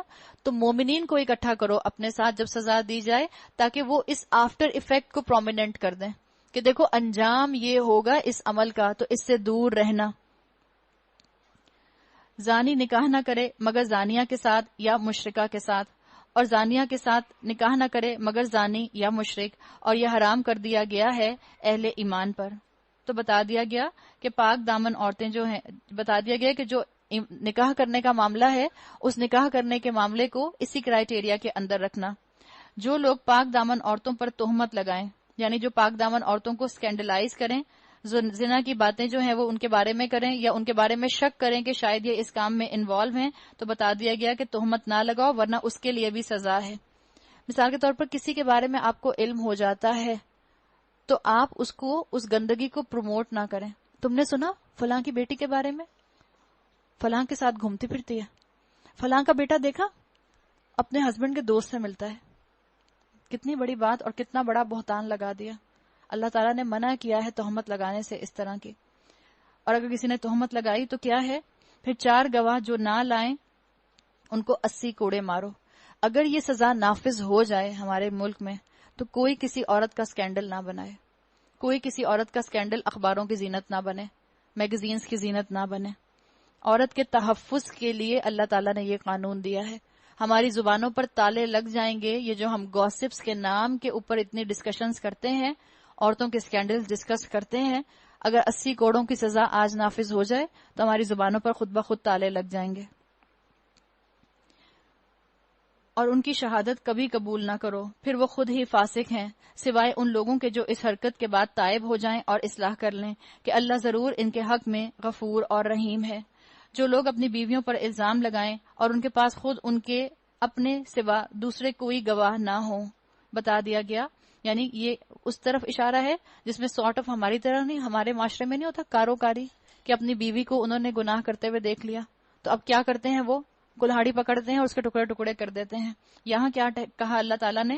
اللہ نے یہاں پر ٹھہراؤ سکھایا. اللہ نے یہاں پر بھی تزکیہ کے ساتھ بات کی. اللہ نے کیا کہا؟ بتایا کہ ان کو زنا کے سزا میں کورٹ میں لے جاؤ، خود ہاتھ تک نہ اٹھانا ان کے اوپر. اسلام عورت کا دشمن نہیں ہے. اور آپ کو معلوم ہوگا کہ یہ جو قانون آگے آ رہا ہے جس کو قانون لیان کہتے ہیں، اس کے اندر مرد کی بھی ایک گواہی کافی ہے اور عورت کی بھی ایک گواہی کافی ہوتی ہے. ابھی آگے آ جائے گا. ان میں سے ایک شخص کی شہادت یہ ہے کہ وہ 4 مرتبہ اللہ کی قسم کھا کر گواہی دے کہ وہ اپنے الزام میں سچا ہے. یعنی شوہر خود اگر اس نے دیکھا ہے تو 4 مرتبہ قسم کھائے کہ میں سچ کہہ رہا ہوں، اور 5ویں بار کہے کہ اس پر لعنت، اللہ کی لعنت ہو اگر وہ اپنے الزام میں جھوٹا ہو. اور عورت سے سزا اس طرح ٹل سکتی ہے کہ وہ 4 مرتبہ اللہ کی قسم کھا کر شہادت دے کہ یہ شخص اپنے الزام میں جھوٹا ہے، اور 5ویں مرتبہ کہے کہ اس بندی پر اللہ کا غضب ٹوٹے، یعنی خود اس پر، اگر وہ اپنے الزام میں سچا ہو. قانون لیان کا ذکر آ گیا کہ عورتوں کے اوپر الزام ایسے مت لگاؤ، اور اگر الزام لگاؤ تو پھر اس کو پروف کرو. مثال کے طور پر دونوں اگر کہہ دیں، دونوں قسم کھا لیں اور دونوں قسم کھا کے یہ 5ویں دفعہ میں یہ قسم کھا لیں کہ اللہ کی لعنت ہو جس پر جو جھوٹا ہو، تو پھر ان کو چھوڑ دیا جائے گا، پھر اللہ خود ان کا معاملہ کرے گا، اللہ خود ان کو سزا دے گا۔ تم لوگوں پر اللہ کا فضل اور اس کا رحم نہ ہوتا اور یہ بات نہ ہوتی کہ اللہ بڑا التفات فرمانے والا اور حکیم ہے، تو بیویوں پر الزام لگانے کا معاملہ تمہیں بڑی پیچیدگی میں ڈال دیتا۔ ہم عورتیں ڈرتی ہیں کہ شریعت نافذ ہوگی تو ہمارے لیے مشکل ہو جائے گی، ہائے پردہ کرنا پڑے گا، ہائے یہ ہو جائے گا، ہائے یہ ہو جائے گا۔ اللہ نے کہا کہ عورتوں کے معاملے میں بیویوں پر الزام لگانے کا معاملہ تمہیں پیچیدگی میں ڈال دیتا ہے۔ عورتوں کے حق میں اللہ بول رہا ہے، اور ہم عورتیں ایسی شیطان کے ٹریپ میں آتی ہیں، ایسا شیطان ہمارے سر پر چڑھ کر ناچتا ہے کہ ہمیں لگتا ہے کہ شریعت ہمارے ہی خلاف ہے، ہمیں مشکل میں ڈال دے گی، ہماری زندگی کو تنگ کر دے گی، ہمارا لائف سٹائل مشکل کر دے گی۔ جو لوگ یہ بہتان گھڑ لائے ہیں وہ تمہارے ہی اندر کا ایک ٹولہ ہے۔ اب یہ اشارہ ہے واقعہ افک کی طرف۔ واقعہ افک جو غزوہ بنی مستلق کے لیے کے موقع پر ہوا تھا۔ غزوہ بنی مستلق کے لیے آپ صلی اللہ علیہ وسلم جب نکلے تھے تو آپ کا معمول تھا کہ جب آپ سفر پر جانے لگتے تھے تو لوٹ ڈالا کرتے تھے، اور لوٹ کے ذریعے اپنی ازواج میں سے نام نکال لیا کرتے تھے، جس کا نام آتا تھا وہ آپ کے ساتھ سفر میں جایا کرتی تھیں۔ حضرت عائشہ کا نام نکلا غزوہ بنی مستلق کے اوپر جانے کے لیے، تو حضرت عائشہ کو اپنے ساتھ رسول اللہ صلی اللہ علیہ وسلم لے کر گئے۔ افک کا مطلب ہوتا ہے جھوٹی بات، گھڑی ہوئی بات۔ یہی وہ واقعہ تھا جس واقعے کی وجہ سے عبداللہ بن ابی جو تھا اس کا منافقت، اس کا نفاق کھل کر سامنے آ گیا تھا، اس لیے کہ یہ ایسا الزام تھا جو اللہ کے رسول صلی اللہ علیہ وسلم کی محبوب زوجہ کے اوپر لگایا گیا تھا، کہ نعوذ باللہ ان پر الزام لگایا تھا انہوں نے کہ ان سے زنا ہو گیا ہے، یہ رات گزار کر آئی ہیں۔ جس نے اس میں جتنا حصہ لیا اس نے اتنا ہی گناہ سمیٹا، اور جس شخص نے اس کی ذمہ داری کا بڑا حصہ اپنے سر لیا یعنی عبداللہ ابن ابی، اس کے لیے تو عذاب عظیم ہے۔ یہ وہ آزمائش تھی جس سے رسول اللہ صلی اللہ علیہ وسلم کا گھرانہ آزمائش سے گزرا تھا۔ آپ صلی اللہ علیہ وسلم خود اس آزمائش سے گزرے تھے اور آپ کی بیوی اس آزمائش سے گزری تھی۔ جیسے کہا جاتا ہے جس کے درجے ہیں سوا اس کے سوا مشکل ہے۔ تو جب آزمائشیں آتی ہیں تو انسان کے ایمان کو نکھارنے کے لیے آتی ہیں۔ جس وقت تم لوگوں نے اسے سنا تھا اسی وقت کیوں نہ مومن مردوں اور مومن عورتوں نے اپنے آپ سے نیک گمان کیا۔ یعنی مدینہ کی اکثریت واقعہ افک پر روایات میں آتا ہے کہ خاموش رہی تھی، تو اللہ تعالیٰ کو ان کی خاموشی پسند نہیں آئی، اور کیوں نہ کہہ دیا کہ یہ صریح بہتان ہے۔ یعنی تمہارے کانوں نے اس اسکینڈل کے اوپر کان دھرے ہی کیوں؟ تم نے یہ اسکینڈل سنا ہی کیوں؟ چسکا کیوں لیا؟ کان کیوں لگایا اس کے لیے؟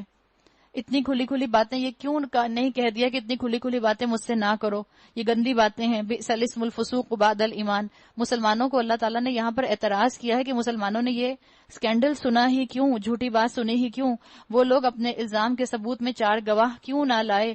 اب کہ وہ گواہ نہیں لائے ہیں تو وہ اللہ کے نزدیک جھوٹے ہیں۔ اور اگر تم لوگوں پر دنیا اور آخرت میں اللہ کا فضل اور رحم و کرم نہ ہوتا اور جن باتوں میں تم پڑ گئے تھے ان کی پاداش میں بڑا عذاب تم پر آ جاتا، ذرا غور تو کرو اس وقت تم کیسی سخت غلطی کر رہے تھے جبکہ تمہاری ایک زبان سے دوسری زبان اس جھوٹ کو لیتی چلی جا رہی تھی، اور تم اپنے منہ سے وہ کچھ کہے جا رہے تھے جس کے متعلق تمہیں علم نہ تھا، تم اسے ایک معمولی بات سمجھ رہے تھے، حالانکہ اللہ کے نزدیک یہ ایک بڑی بات تھی۔ تو بتا دیا گیا زنا کا الزام زبان پر اٹھانا یہ بہت ہی بڑا عمل ہے، بڑا مشکل عمل ہے، اور کہاں نبی رسول اللہ صلی اللہ علیہ وسلم کی زندگی میں ان کی بیوی پر الزام لگا دیا جائے۔ تو آج آپ اور میں بھی لوگوں کے افیئرز کی باتوں کو کھلے عام نہ بیان کریں، یہ اسی کیٹیگری میں آتا ہے، اسلام میں سخت ناپسندیدہ ہے۔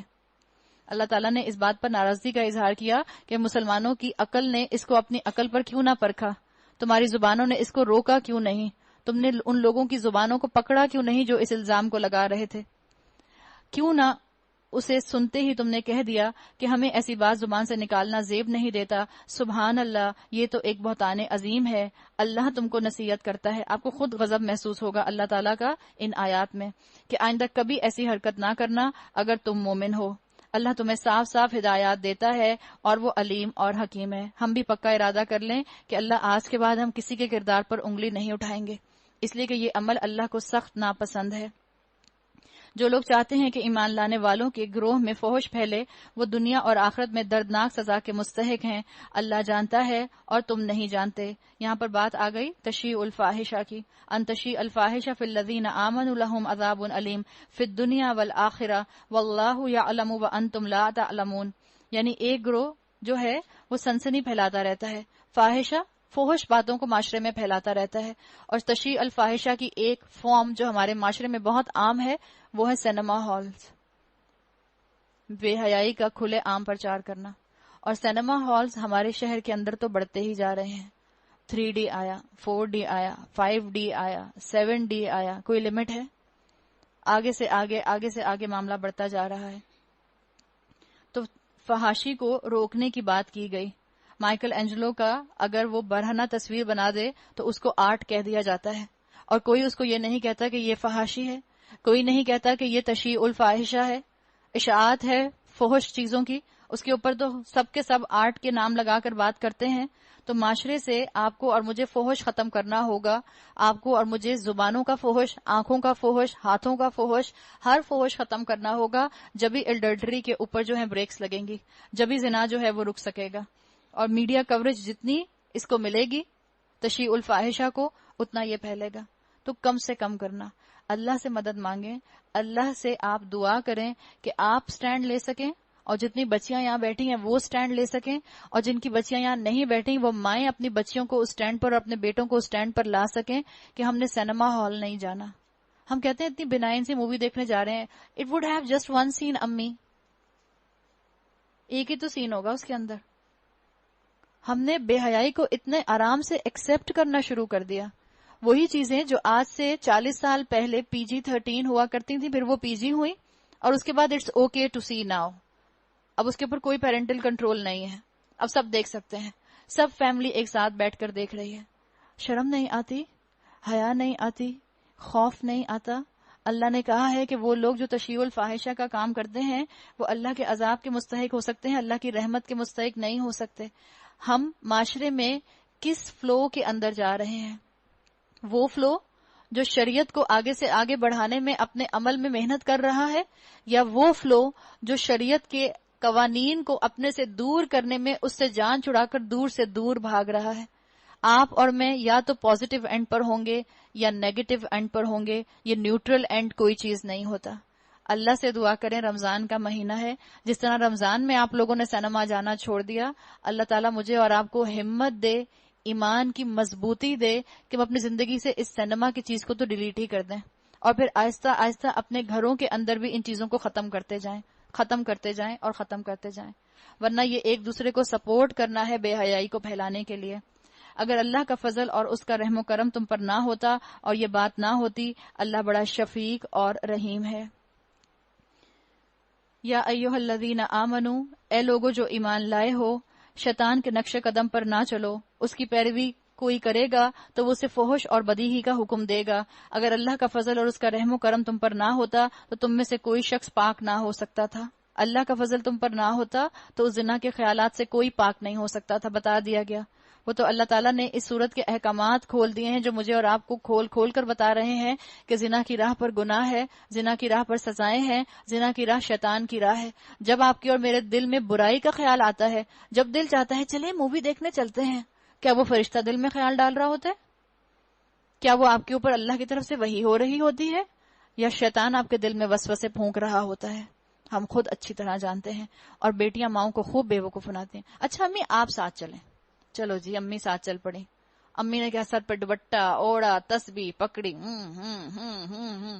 اور تسبیح کے دانے گر رہے ہیں، اور برابر بیٹی خاتون پوچھ رہی ہے بہن کیا ہوا؟ بھائی استغفر اللہ، میں تو دیکھتی نہیں تو بچی کی وجہ سے آ گئی ہوں.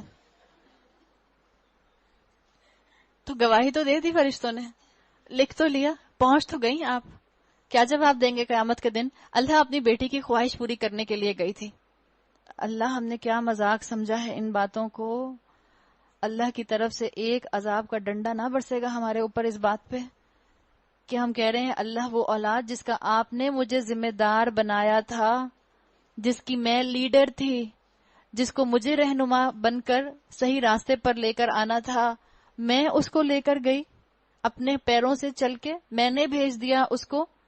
وہی اولاد جن کے نرم نرم جسموں کو اپنے ہاتھوں سے ہم نے پالا ہے، کیسے جہنم کی آگ میں جلنے کے لیے ان کو چھوڑ دیں گے؟ کیسے دل میرا اور آپ کا مانے گا؟ صرف ان کے دلوں کی خوشی کے لیے، صرف ان کے چہروں پر خوشی لانے کے لیے، صرف اس لیے کہ آج ان کی بات مانوں گی تو بہت اچھی موم کہلواؤں گی. آج میں نے ان کے اوپر سختیاں کی تو کہیں گے کتنی ریجڈ امی ہیں، کوئی مجھ سے پوچھے گا نہیں.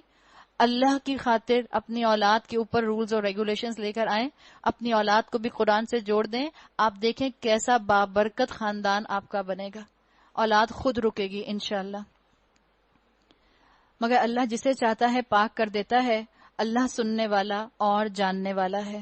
اللہ تعالیٰ مجھے اور آپ کو اپنے احکامات کے اوپر کھلے دل کے ساتھ عمل کرنے کی توفیق عطا فرمائے، اور اللہ تعالیٰ مجھے اور آپ کو توفیق دے کہ وہ جو اسلام کے خلاف پروپیگنڈا کرتے ہیں، وہ جو اسلام کے اوپر انگلیاں دراز کرتے ہیں، ہم لاجک کے ساتھ، اپنے عمل کے ساتھ، اپنی زبانوں کی تبلیغ کے ساتھ دین کی خوبصورتی ان تک پہنچا سکیں. بارک اللہ لی ولکم فی القرآن الحکیم ونفعنی وإیاکم بآیات وذکر الحکیم. سبحانک اللہم وبحمدک نشہد ان لا الہ الا انت نستغفرک ونتوب الیک. ایک اناؤنسمنٹ یہ ہے، یہاں ٹیبل پہ ایک نوٹ پیڈ اور پین رکھا ہوا ہے، پلیز یہ یہیں رکھا رہے گا. اب جتنے دن ہمارے رہ گئے ہیں اللہ کی رحمت سے اللہ خیریت سے اس کو مکمل کروائے. آپ لوگوں سے ریکویسٹ یہ ہے کہ آپ لوگ پلیز اپنے فون نمبر اور اپنے نام، کمپلیٹ نام ہمیں ضرور دے دیجئے. اگر